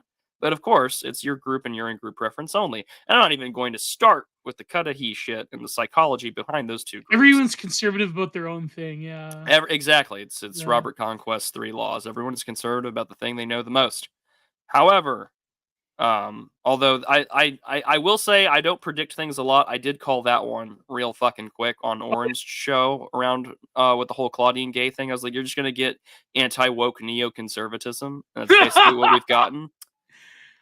Neocons with an anti-woke face, not Jennifer Rubin, but like Harry Jaffa. That's you know what I mean? Yeah. I mean, it's just gonna be. I mean, it kind of goes back to that thing that they were talking about on Night Owls, which is happening right now, by the way. But basically, Nightmare Vision was like, yeah, I'm getting paid by. They snaked us. Incredible. I can't believe. I'll never forgive Nightmare Vision and future Moldovan citizen for snaking us like this. I mean, I will, because as soon as this show's over, I'm gonna listen. But anyways, it's just the God's honest truth, you know. You learn from the masters. Someone better be taping Night Owls to improve your own craft. You learn from the masters, and sometimes you do learn a thing or two from the masters. Like never eat your own mic. Learn to mute yourself. Never do a bunch of breathing, and you know. Anyways, sorry, Moldovan, but Jesus. So Outlaws. Okay, yeah. America loves an outlaw. No, but that's what I mean. Like, it's just, you know, it's funny. I actually had a very long conversation about Protestantism on my episode with Cal Crucius. So if you want to go check that out from Content Minded, I forget the exact number. It was very early on in Content Minded, but if you search Content Minded Cal Crucius, it was actually pretty good. It's pretty interesting because I didn't know a lot about certain idiosyncrasies of Protestant theology in America, which I thought that was pretty cool. So I wanted to talk about, since you mentioned Teddy Roosevelt, there was a great quote that I've discovered. Now, it comes from like a lib, post-colonialist, and so you have to interpret everything he said in the negative, right? Sure. But it's sort of like Giga Chad, yes. But have you ever heard of the book Gunslinger Nation? No, I haven't. It's by Richard Slotkin. It's a very foundational text in political philosophy, especially American studies. And the reason I know about this book because my supervisor, who got into it actually on Twitter with Sargon a year ago, he mentioned this book because he was from UCLA, and when I was doing my master's in political theory, he was my supervisor, and he was an American, and he was from UCLA. That's where he got his PhD. And so this book, Gunslinger Nation, is very foundational to the Hollywood and pop culture mythos of the American frontier. And of course, he says it's bad and it's racist. And Teddy Roosevelt was a fascist and a racist because he wanted to create, for example, he wanted to create the national parks to be this sort of testing of iron for the aristocratic class, for the political ruling class, sort of like an older European model of the ancient forest where you would go and test your manhood before you can rule a populace, which, as we know nowadays, is evil and right wing, of course, right, Prude? Well, isn't that the funny thing that so many of us, like, quote unquote, E-right, alt-right 1.0 or whatever people, they're all just a bunch of disaffected 1920s progressives. Yeah. I mean, it's really what we are. But I mean, well, That's what true. some of us are. I'm not going to assign that self a label to me, but I mean, yeah, and I don't know. It's hard for me to care. Like, oh wow, Teddy Roosevelt won a national park so that like rich aristocrats like them could test their mettle in like America's wilderness, which is fucking crazy, in order to like come back as like chiseled men, like he was, because he was a And to sickly rule the man, country with and an to iron rule the fist. country with virility. Sounds based. Sign me the fuck up, you know? Yeah. Like, but it contributes to racism against indigenous people and all that stuff. That's who what his cares? argument is. Yeah.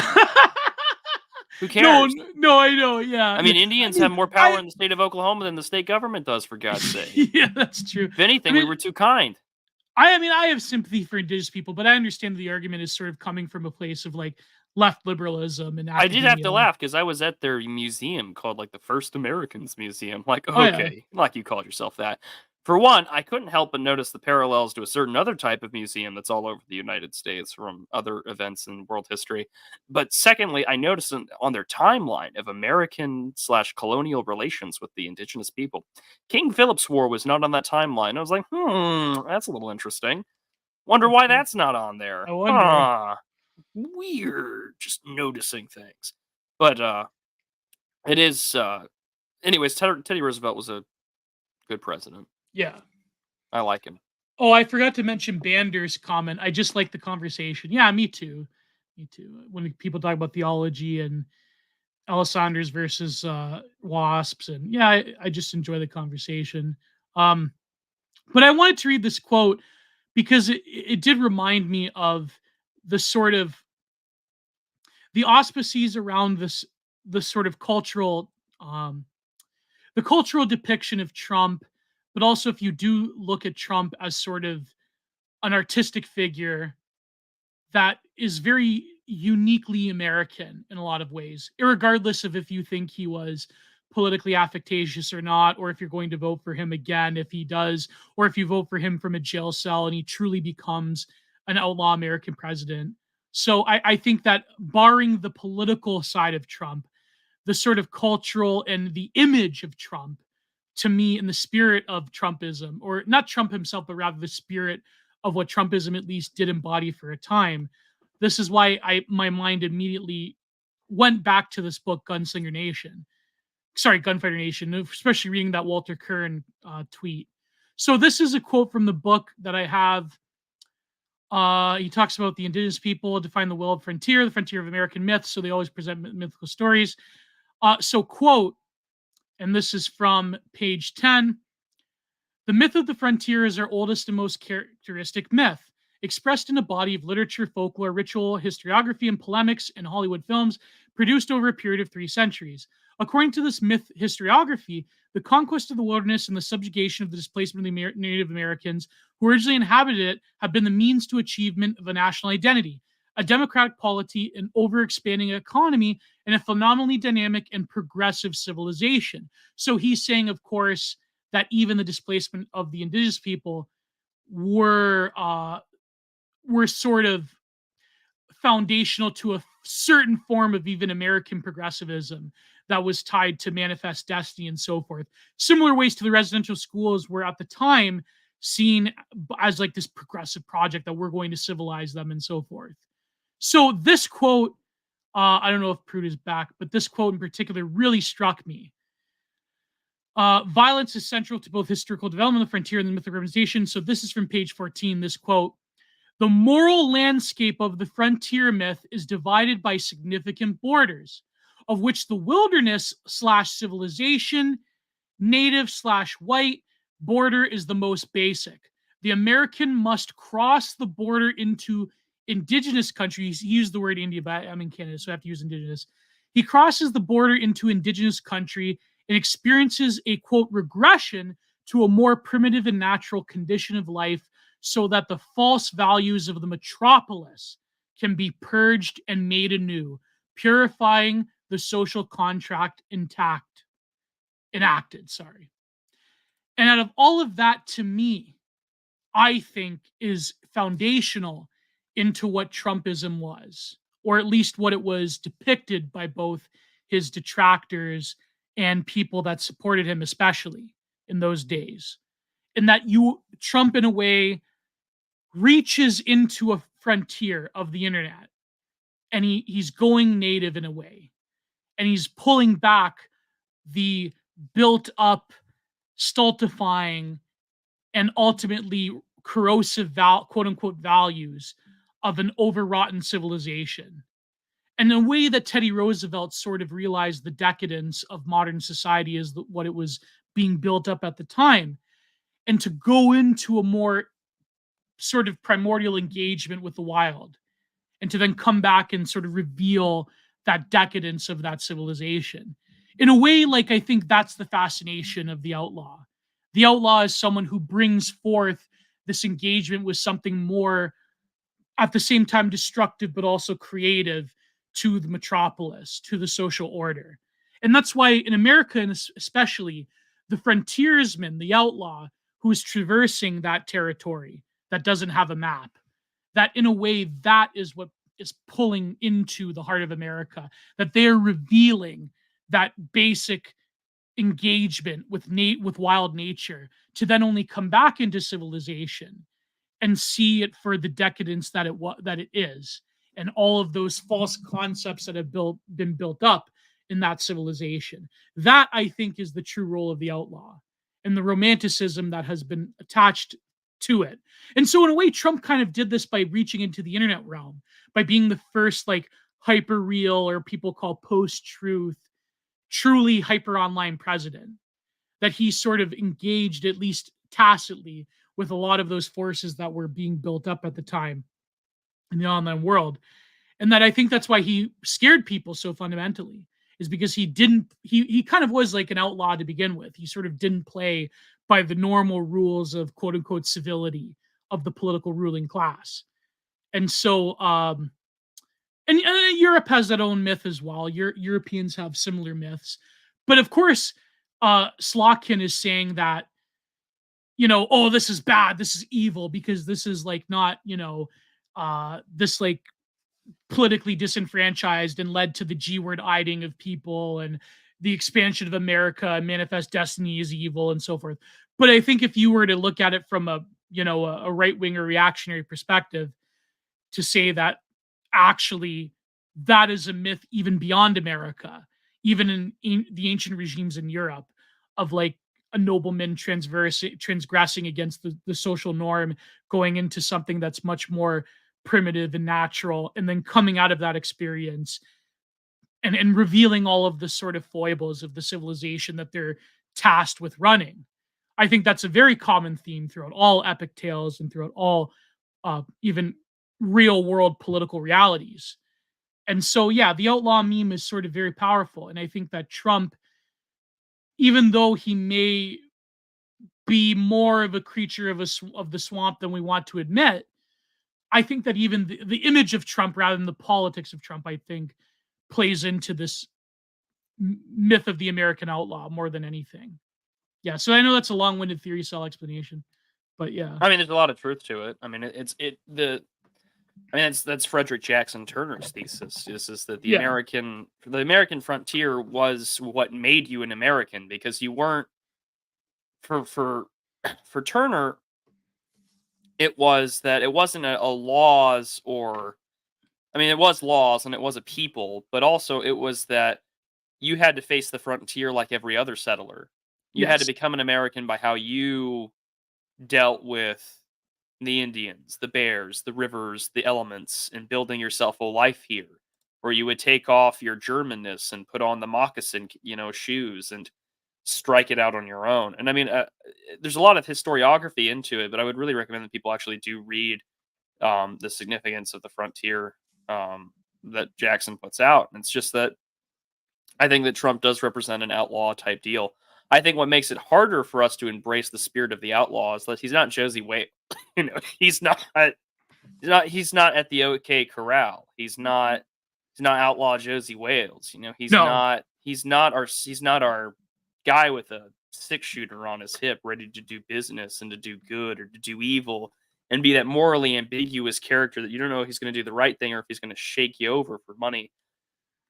He is, I think, like you did make a good point, is that like he does still represent that wholeheartedly. Yeah. It does speak to like the American, I guess, like the id somewhere deep down, but also that he it's harder, I think, to embrace an outlaw today. Yes.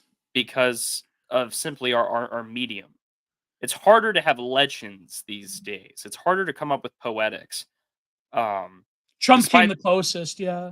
Despite the fact that we do have a lot of them. I mean, even in our own niche little communities, I think it's harder to have poetics or mythopoetics or these huge fantasy narratives about one guy, is because it's so easy for us to fracture off into a million little camps and to not care about someone else's hero.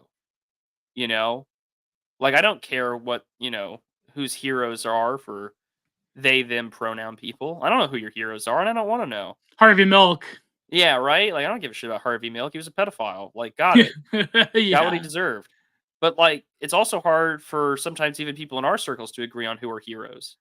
Some people don't like Sky King because it embraces, like, a, sort of a death Nihilism, of yeah. yeah, nihilism, death of despair. You have this weird take on Elliot Rodger that I don't necessarily agree with, even if you say it with irony, right? Yeah. Um, in the same way that, we were just talking about at the beginning of the show with Marvin Heemeyer, like Killdozer is sort of a mythopoetic type deal about a reasonable man doing unreasonable things because he thinks it's right. And so, it's hard. But Trump is, I think, the closest thing we have because he was the president. He Yeah. was in the 1980s, and then he had The Apprentice and all the sitcom appearances. He was the idealized New York billionaire who could win it all and lose it all and come back from it, whether it was casinos or real estate deals or television executives and producers. Or He could stakes. he could do it. And by Jove, he could do it because he was Donald fucking Trump. He could do He was anything, the man. idea of macho Americana in the 1980s, yeah. Exactly. It's morning in America again. Donald Trump's building hotels again in New York. Like, we're back, Beautiful baby. women, beautiful hotels. I love building things. He said that on Hard Talk, on that British show, the BBC show. He's like, I love building things. I love building physical things. Yeah. And so you look at it and you're just like, damn, like there's something really good here going for us. And then you have to kind of like break it down in your own head. Like, they want him, they want their outlaw dead. It's like that. And even in the remake to 310 to Yuma, he's sort of singing it. They're going to hang me in the morning. And, and Donald Trump, he just stands there with like this coolness about him. Yeah. There's someone had tweeted today, there's this photo of Trump where he looks all sweaty. He's got his tie undone, his neck collar's off. And unironically, I think this was a fucking tweet that Milo Yiannopoulos put out that I thought was like, wow. I was like, wow, not Cole. Not Cole. Kind of Yeah. bordering on that whole hero worship stuff, but like not Cole. Where he was like, I like this photo because for once we get to see Trump as a human and not as like this meme president figure where like the weight of the shit that he does is on his shoulders. And I'm like, that actually is a really good photo. Because he does look broad shoulders, kind of downcast, unkempt, tie is undone, the top button of his shirt is undone. And it's just like, yeah, this guy looks like a fucking wreck. But then also, I think about 2020 and 2016, how he campaigned and everything. It's like, wow, he really did it. And not to mention being president of the United States when everyone wants to kill you. Not bad either. And so, like, he's our outlaw president. And yeah, you can look at him and be like, well, actually, he's Zionist. And I'm like, okay, fair. But in that spirit of 16ism that everyone so desperately wants to avoid getting their veins hit with like black tar heroin, Yeah. you can't help but look at the guy and think to the boomer American consciousness, especially for the guys that voted for him, especially for the guys that voted for him a second time in 2020. I know a lot of guys that voted for him because they hated Hillary Clinton in 2016. I know a lot more people who voted for him in 2020 because he was good, or they saw him as a good. And I saw him as another middle finger I could just throw at the system. That's why I voted for him in 16, was like, yeah, fuck you. Let's see what happens. And in 2020, I said, I now have seen what happens. And fuck you, Washington, D.C. I want more of it. Still do. And so he is our outlaw president. More so than the actual outlaws. He's a different kind of outlaw. He's a white-collar outlaw. He's a political outlaw. It's not like Andrew Jackson, who was in a duel and then had a bullet stuck in his chest for the rest of his life. It's not like the outlaws that we've had working in other departments. I mean, it is different, Well, yeah, that's what I mean. You have to look at Trump as an artistic figure, as a cultural phenomenon, rather than the hard politics that he He's our first real meme president. Yeah. Obama was kind of around with the whole hope and change, Soviet-esque style propaganda that reminds you a lot of South Africa. But I mean, like, Trump was a meme. I mean, how much of the things that like right-wing Twitter takes for granted, everything from like little dark age edits to all these sort of, schizo edit things that we do, all that stuff comes out of this. And so he is sort of this like Prometheus-esque progenitor of a lot of right-wing Twitter culture, online meme culture that people take for granted, And the same way that people will reference things that they have no idea come from, Day of the Pillow. Well, that's a take on the phrase Day of the Rope, which comes from William Luther Pierce and the Turner Diaries. But I mean, still, People don't have once it's out into the ether, it's kind of out there. Whereas Yeah. for Trump, you do know that's the man. That's the progenitor. That is the liver that had been pecked out by us birds on the Twitter, when Twitter was still a bird. We pecked out his liver and we watched what grew and regenerated. And it was the source that kept on giving for the time being because you had an artistic prototype in which you could pull from. And perhaps I'm giving him way too much credit. And that's fair. But I mean, you can't help but not think over the last 8 years that American politics, since he went down that elevator, has been dominated rhetorically, artistically, politically, culturally, linguistically. You know how many people say many such cases in real life conversation? I hear it from normies all the time. I use that one all the time. Or many we such do a little cases. trolling, yeah. We do a little trolling. We do a little business. Complicated business, folks. Sorry for, And so, despite him being good or bad, I know some people want him to get killed for martyrdom instead of, being around. You can't help but That realize was that a wild take, yeah. wild take. But anyways, for all his faults, still, hop in, normie. We're gonna save Western civilization. There's an artistic merit to it, as much as there's cringe, and as much as we've all been bitterly black-pilled and punched in the Adam's apple by reality. Yeah. The art's really good. And I know that's cope. It might sound like cope. It is probably cope, but It probably is a little cope. But I mean, on an artistic, meta-political level, it's not bad to have a little optimism. But I also know that optimism's a mind killer, and you got to be a little more realistic about things. Because memes won't save your ass when the FBI knocks on your door wondering where you were on January 6th, or where you were at Charlottesville that Or you fateful day. posted about Obama phones. Or what did you post about Obama phones? Or why did you say an in tower? Because now the Canadian government's after you. Yeah. The art is nice, but art only can go so far when you are dispossessed, out of power, and atomized by millions of foreigners living in your own territory. Well, true, but as an artist, I say that art can transcend all reality, in my opinion. And by God, I hope you're right. Yeah. What an incredible episode, I think. Yeah. I hope we didn't good piss so off far. too many people. Oh, I'm sure we'll have some angry commenters later today. Yeah. Comes with every episode. No, true, but I'm just saying that I think I like to give everyone in this thing of ours a fair shake. And well, like I said, I don't go after anybody like publicly on Maine except the face lords, but yeah, some people that deserve it. Oh, there's plenty of people who deserve it, Gio. Let's not kid ourselves. Oh yeah, no doubt. But I'm just saying that. Yeah, I mean, I don't know. I think that you know what? It's not 2016. If I'm gonna be honest with people, Why? I think a lot of it's because of us, because of people in the E-right, because we can't let our egos go for 2 minutes, for 2 seconds even. It's sort of like gamers, you know how like if you're so tired of the big box AAA studio screwing you over, why do you keep buying their games? It's sort of like if you're so tired about like, oh man, in 2016 things were different, man. We all felt like we were together. Are you saying it's sunk cost? Yes. No, I'm saying that in some ways and listen, I know we're up against monumental forces that want to see us destroyed. But in terms of like what we know as the online right? This thing of ours, whatever you want to call it.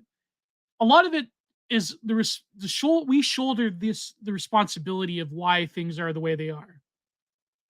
And a lot of people, they sort of can't let their egos go. They can't let their clout go. They can't let their own sense of honor or their own sense of pride get in the way of the truth.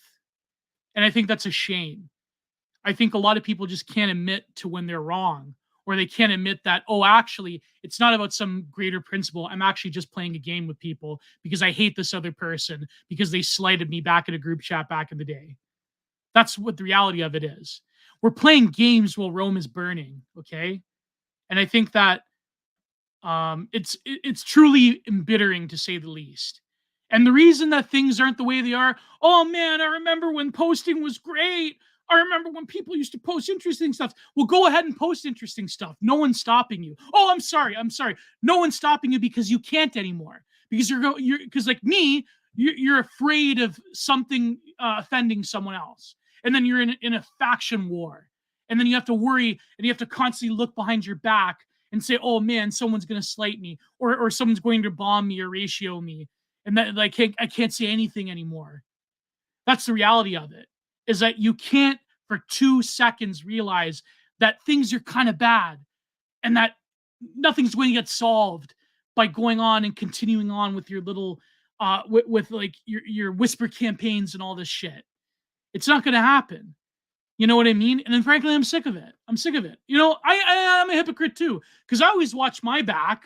I always like, I know some people don't like me. I'm worried about other bigger people not liking me because I just frankly don't want to deal with the hassle. And it's just, it's a travesty because I think that there are still good posters. There's still people that post interesting ideas. There's still posters that, in the purest sense of the word, commit to posting, that actually do view things in a different way. But they get buried in all of the coal and all of the engagement farming and all of the faction wars. And like, what about this person in this sector? And they're getting paid off by this person. It's just, you know, it's ridiculous. We should, and this is why 2024 does not feel like 2016. A lot of it has to do with us. And yeah, it has to do with the political apparatus and various failings by Trump and how our political enemies to the left are more emboldened. They're a bit smarter nowadays. But at the end of the day, a lot of it is because we refuse to change. You know what I mean? We refuse to actually do something that's meaningful. And there's a lot of reasons why. And there's certain people that will never get along for a variety of reasons. But that being said, it is what it is. And if you worry about how there's no interesting things being posted anymore, I mean, yeah, I mean, a lot of it is because us old heads, we derelicted our duty and we shit the bed. And a lot of us old heads do shoulder a lot of responsibility for the way things are. But that being said, nothing's going to get resolved. I hate to say it. I hate to end on a black pill, but it's true, man. Us old heads, we really, some of us, you know, we kind of failed, and we didn't totally fail. We didn't totally fail, but I think if we continue on the road that we're going down, it's not going to be pretty. And that's my 2 cents. Man. No, that's fair. Yeah. My internet dopamine drip hasn't gotten better. That's true, Wesley. I mean, hey, man, I've posted Cole over the years, and who am I to talk, right? I mean, I'm a face lord, but I'm just saying that the reason people talk about why things are different because they kind of were different, and it is, you know, I don't know what else I can say. I don't either. But also, things aren't like 2016 because I would argue that there was a hell of a lot more naivete about government and realization. Whereas, Yeah, I'm sure there are some spiteful old heads that are simply saying, "I was right, I was right," and but now the game has changed so much. Who cares? Yeah, exactly. How can a Canadian give 2 cents? We don't have pennies anymore. Yeah, thanks, Trudeau. We don't have pennies anymore. I'm Thanks, surprised we Justin. still have pennies. Yeah, I know. Thanks, Justin. But yeah, with that being said, hopefully the super chats are a bit more lively than doom Hope so. posting That about would be the old nice. heads. Yeah, it would be nice if people sent something good. I mean, the entropy link is there, and the YouTube link is there. Well, someone sent you $50 to shut up, so I mean, I think life's pretty good. Shall we get to super chats before? Yes, please, because that's because there's a certain Twitter space going on right now. that and it's late. Yeah, and it's late. Yeah. All right. I realize I'm a nobody saying all this stuff, right? I have no room to talk because I obviously have a lot of glaring failures, but I'm just saying that there could be, in terms of the E-right, there could be better relations going on. Put it that way.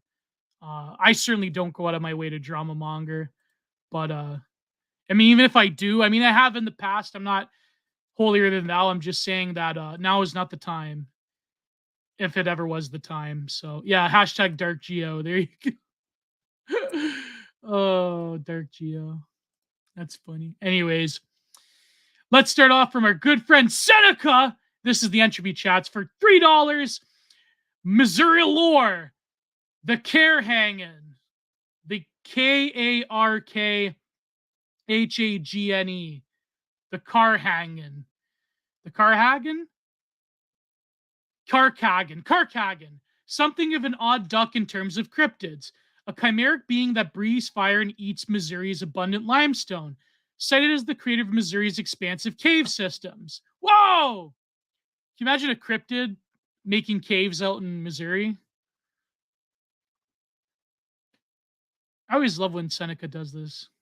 You know, I one of the things I kind of want to do, but it would unfortunately dox myself. Is that I was at this antique store the other week, and they had a local section where it was just like locals writing books about ghosts and strange creatures that live around my neighborhood. And I was like, damn, I really want to buy this and like talk about them.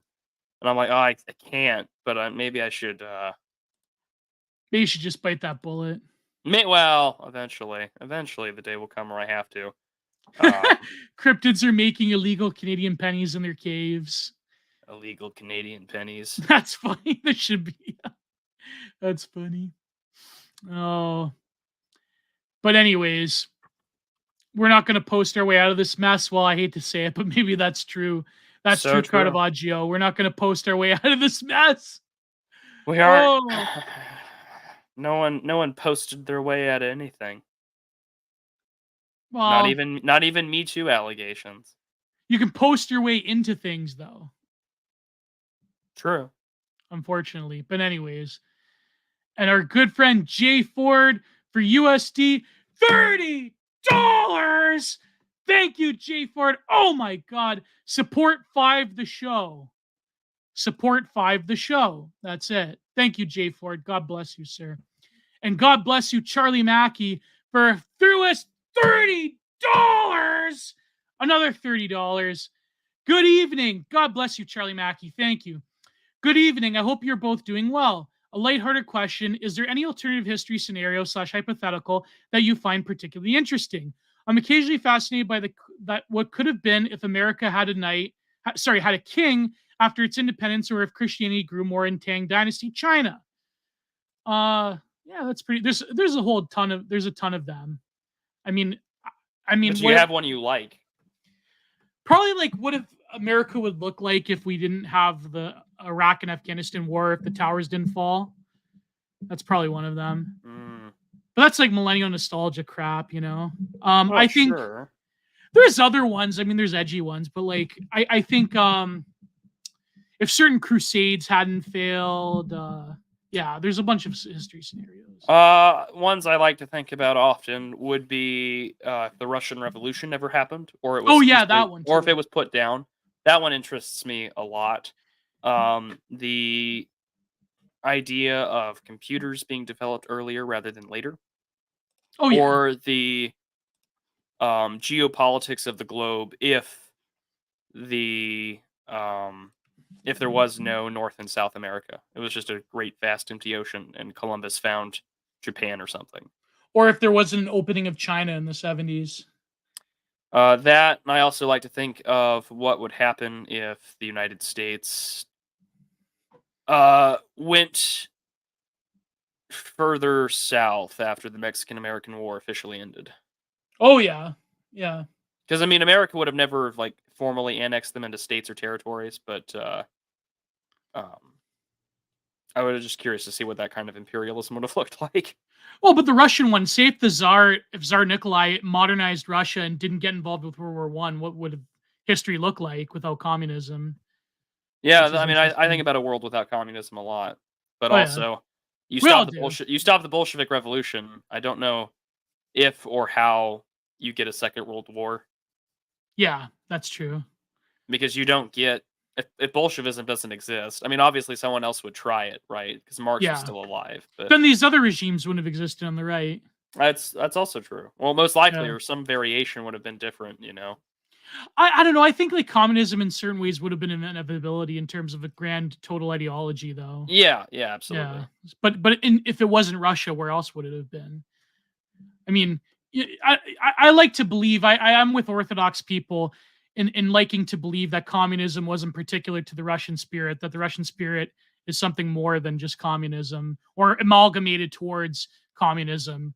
So I think that yeah, I largely agree with Orthodox people that talk about communism as sort of like a foreign contagion against the Soviet, the Russian spirit itself, not the Soviet spirit. So yeah, that's very interesting. But okay, let's move on.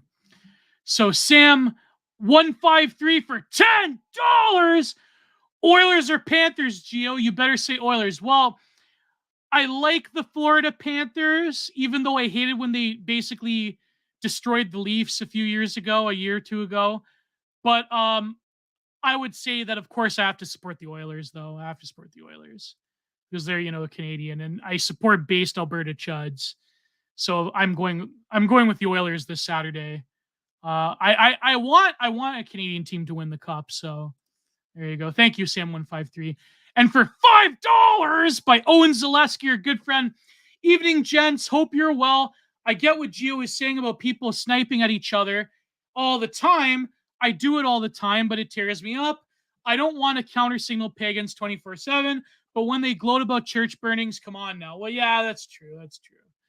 I don't abide by pagans gloat, but the vast majority of pagans that I've seen, they don't gloat over church burnings, So it is what it is. What do you think about that, Prude? Yeah, I mean, you just gotta stick to your guns on what you believe in, and I mean, obviously, I don't counter signal individuals publicly on the timeline, but I certainly will stand my ground, and I'll unfollow and not deal with people who just clearly aren't going to be sharing similar interests or views. But I mean, listen, you stick to your guts and you stick to your guns on what you believe in, and that should be pretty straightforward. Yeah. But you're more willing to like unfollow people over stuff, yeah. I feel bad if I unfollow people over stuff. I don't. Yeah. I don't. I know you don't. Oh, I'm a softie. Too much of a softie at heart, I think. But no, a lot of vast majority of pagans that I've seen, they haven't gloated over church burnings. But anyways, so now we're on to unless there are people that want to donate to Entropy, now we're on to the YouTube super chats. And here we go. For $4.99 by Gort, is Gio coming to the event? Looking forward to it this weekend. I unfortunately, I'll probably go next year though, if there is one next year. But this year there's a lot of, then I'll go next year because like there's a lot of stuff going on, and frankly, I think I want to see my lifting development, what I would look like this time next year. Gio wants to lose more weight before he shows up to a public event. Yeah, and I want to look more swole as well. So hopefully, like by consistently lifting, like I'm basically on a bro split rotation. What I do is I do 2 days on, 1 day off, and I basically do major muscle groups until I do everything. Then I repeat.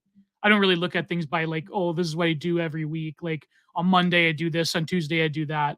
I more or less go by 2 days off, 1 day on, at least 30 to 40 to 50 minutes a day, where I do major muscle groups. So I know like maybe that's not the best for actual bodybuilding and hypertrophy. Like if someone in the comments want to give their advice, but I think for the level that I'm at with weightlifting, that's what I'm doing. And of course, like, as I get more advanced, I slowly am increasing weights and so forth. So I got that researchism. So I've been imbibing a lot of bodybuilder content. So it's, I'm trying to control the eccentric and do all that stuff. So, yeah. But I'm worried about getting hurt. So that's another thing too. I don't want to get injured, so, but I try to be as intense as I can. It's just, we'll see what happens. But yeah, so definitely next year I'll probably be going to the event. Yeah, no doubt. Wonderful. Yeah. And then I could show my book there and everything. So anyways, $5 by Seasider. Did you see how the irate gamer tried to attach himself to all of this? By the way, irate gamer is now a ghost hunter. Yes, I've seen it. It's very funny. He thinks that Nick Ricade is being possessed by ghosts or spirits, and frankly, who knows? He may be right. I don't know. But it's very funny how he went from the irate gamer to a ghost hunter. That's kind of crazy. Dude's kind of entertaining though. He does take it really seriously. So I don't know. Do you know all that deep ghost hunters? You don't see that anymore these days. Yeah, I know. That was such a 2000s thing on like TLC and I think that truly was a byproduct of the new atheism zeitgeist. Yeah, it was. Yeah, you saw that in A&E. Yeah, you couldn't get that back if you tried. Yeah, that's true. There was this one guy who was like a tradcath who had an A&E show about ghost hunting. Interesting. Yeah, I forget. It was called Ghost Asylum or something. I forget. Anyways, 10 neck for $1. Thank you, 10 neck. $1. Enjoy your 70 cents. How dare you? I'm gonna Stefan Mullen you right? No, I'm kidding. Anything that anyone gives me, I'm eternally grateful for. I think it's, and if you want to donate consistently on Patreon, I just released my huge mega 3 hours deep dive on Kowloon Walled City in Hong Kong when it still existed. It's a theory cell spectacular. I think I've done the best podcast on Kowloon Walled City. So if you're interested in that, I highly recommend all the other content on Patreon and Substack. So only $5 a month. So anyways, and here it is by Oros posting for $49.99, $50. Gio, be quiet. I do have to work on that. It's true. And for $9.99 by Oros again, love you, Gio. Yes, I love you too, Oros. I know it's in great fun. It's in great fun. But yeah, so that was funny. Oh boy. And Seasider again for $2. All pay pigs go to heaven. All pay pigs go to heaven. We can not confirm that.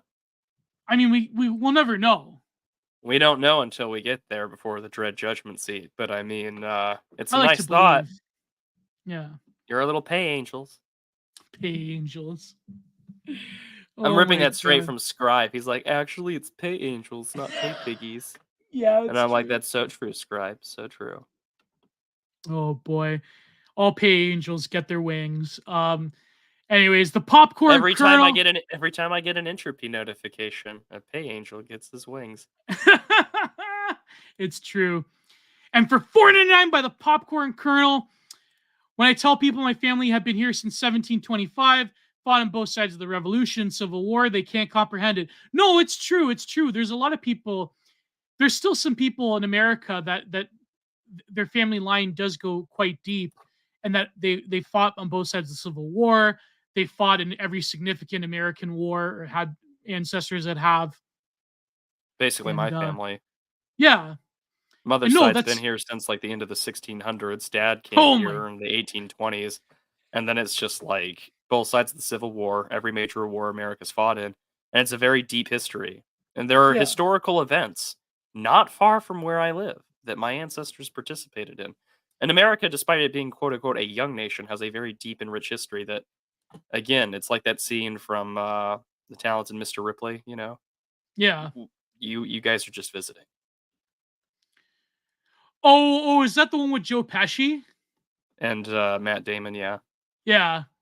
No, that wasn't Talented Mr. Ripley. That was what the movie Irishman. Is it? The Irishman? Really? I think it was The Irishman, okay. Yeah. Well, still, the United States of America. You're all. Well, if someone wants to correct me, but you know that one. Yeah. I mean, it's a great scene. Us Italians got the church and a family. What do you got?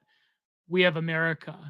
And all you people are just visiting. Oh, sorry, that was the Good Shepherd. Thank you, Bolero. Okay, that was a Good Shepherd. Yeah. So yeah, that was a great line though. We have America, and you're all just visiting. I don't know about the Irish show. The Irish have been in America for quite a long time. So it is what it is. But so Bolero. Speaking of Bolero for $5. Has David French made the conservative case for, oh God, I can't even say that, the anti-woke DI manifesto? Well, give it a few years. Yeah, give it 5 years. Give it 5 years, yeah.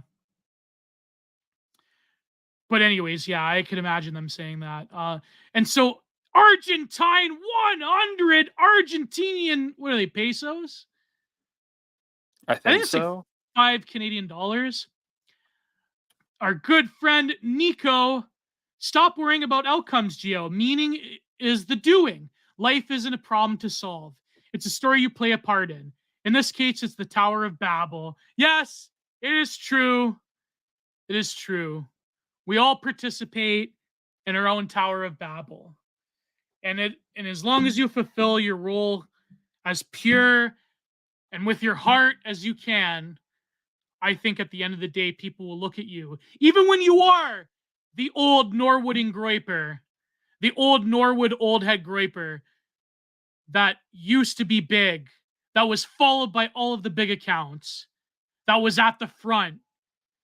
As long as you can look back with joy and say, I really did something, then I think that's all that matters. You know what I mean, Prude? Yeah, posting has got the same first rule of gun safety. Have fun. And let's see if Entropy has anything more. So there you go. We will be live next week on Prude's channel, and it'll be after the event. So he'll tell us about what. Oh yeah, well I might do something on Monday then for that, but yeah. Well, unless you want to I could call in to the event somehow. Oh, that might be fun. We might make that happen. We'll see. Yeah. I'm not. My phone and my laptop will be in my hotel room because you're not really supposed to have flash photography or anything like that. But yes, for those of you who bought tickets to the Old Glory Club conference, it's this weekend. You will see me there. I have a blue seersucker suit. I bought a straw hat for the meme. I will see you all there. It'll be a great time.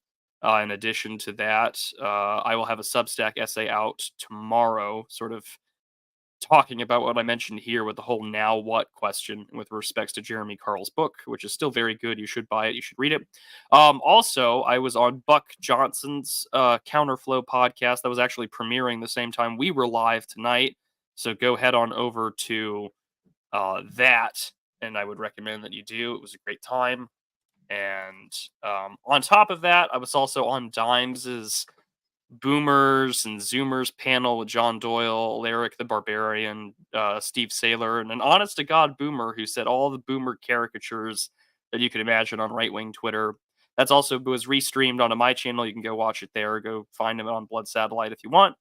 And then I am recording tomorrow night after church to do another continuation of my Venture Brothers review episodes.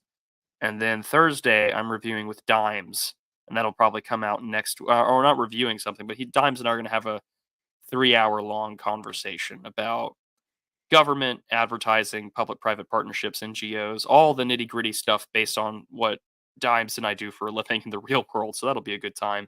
And then later this month, the Stalin War series resumes, and Martin and I just got to figure out our schedule, and then Martin will be helping me open up the next Stalin's War chapter about Operation Barbarossa. So you're in for a really good treat this month. Lots of good stuff to come. And if I'm lucky, by the end of this month, I'll be able to have my review out on my second channel for the gentleman who paid me to review Cruelty Squad. So that's coming soon. Oh, that reminds me. I have to go back to the genre reviews. I have that Warhammer movie to do. I have the MV Desire to do, which I'm now looking forward to, and I have the Shunning to do, and I have a Substack to review. So if you want to pay me to review a movie or a text, my usual fee, as long as it's within reason in terms of a text. But it's my PayPal in the bio, and hopefully I'll have another solo content minded out. But I promised Mike of Paul to record something with him and other guests I want to get on. But also me and Kathrine recorded another. Hopefully it'll come out this week. Me and Kathrine recorded an excellent episode on the millennial left with what's his name? He used to be the co-host with Amy Therese on What's Left podcast. What's his name? Benjamin Studebaker. And it's really great. We got into a lot of politics and the history of the millennial left and Bernie. Yes, it's Hell's Reich. Someone paid me to review Hell's Reich. So yep. There you go. But yeah, so hopefully it'll come out this week. But of course, Kathrine's busy with her new bundle of joy. So hopefully it comes out this week though. So Wild we have to record a stuff. bunch of other stuff. Yeah. Speaking of bundles of joy, did you see that Shuan had a baby? I did. May she retire and be a mother and never be seen again. Yeah. Congratulations and many years. Yep. And she won, whereas Armored Skeptic did not. So Oof. it's like the female equivalent of goon widowing some of not goon of alpha widowing someone.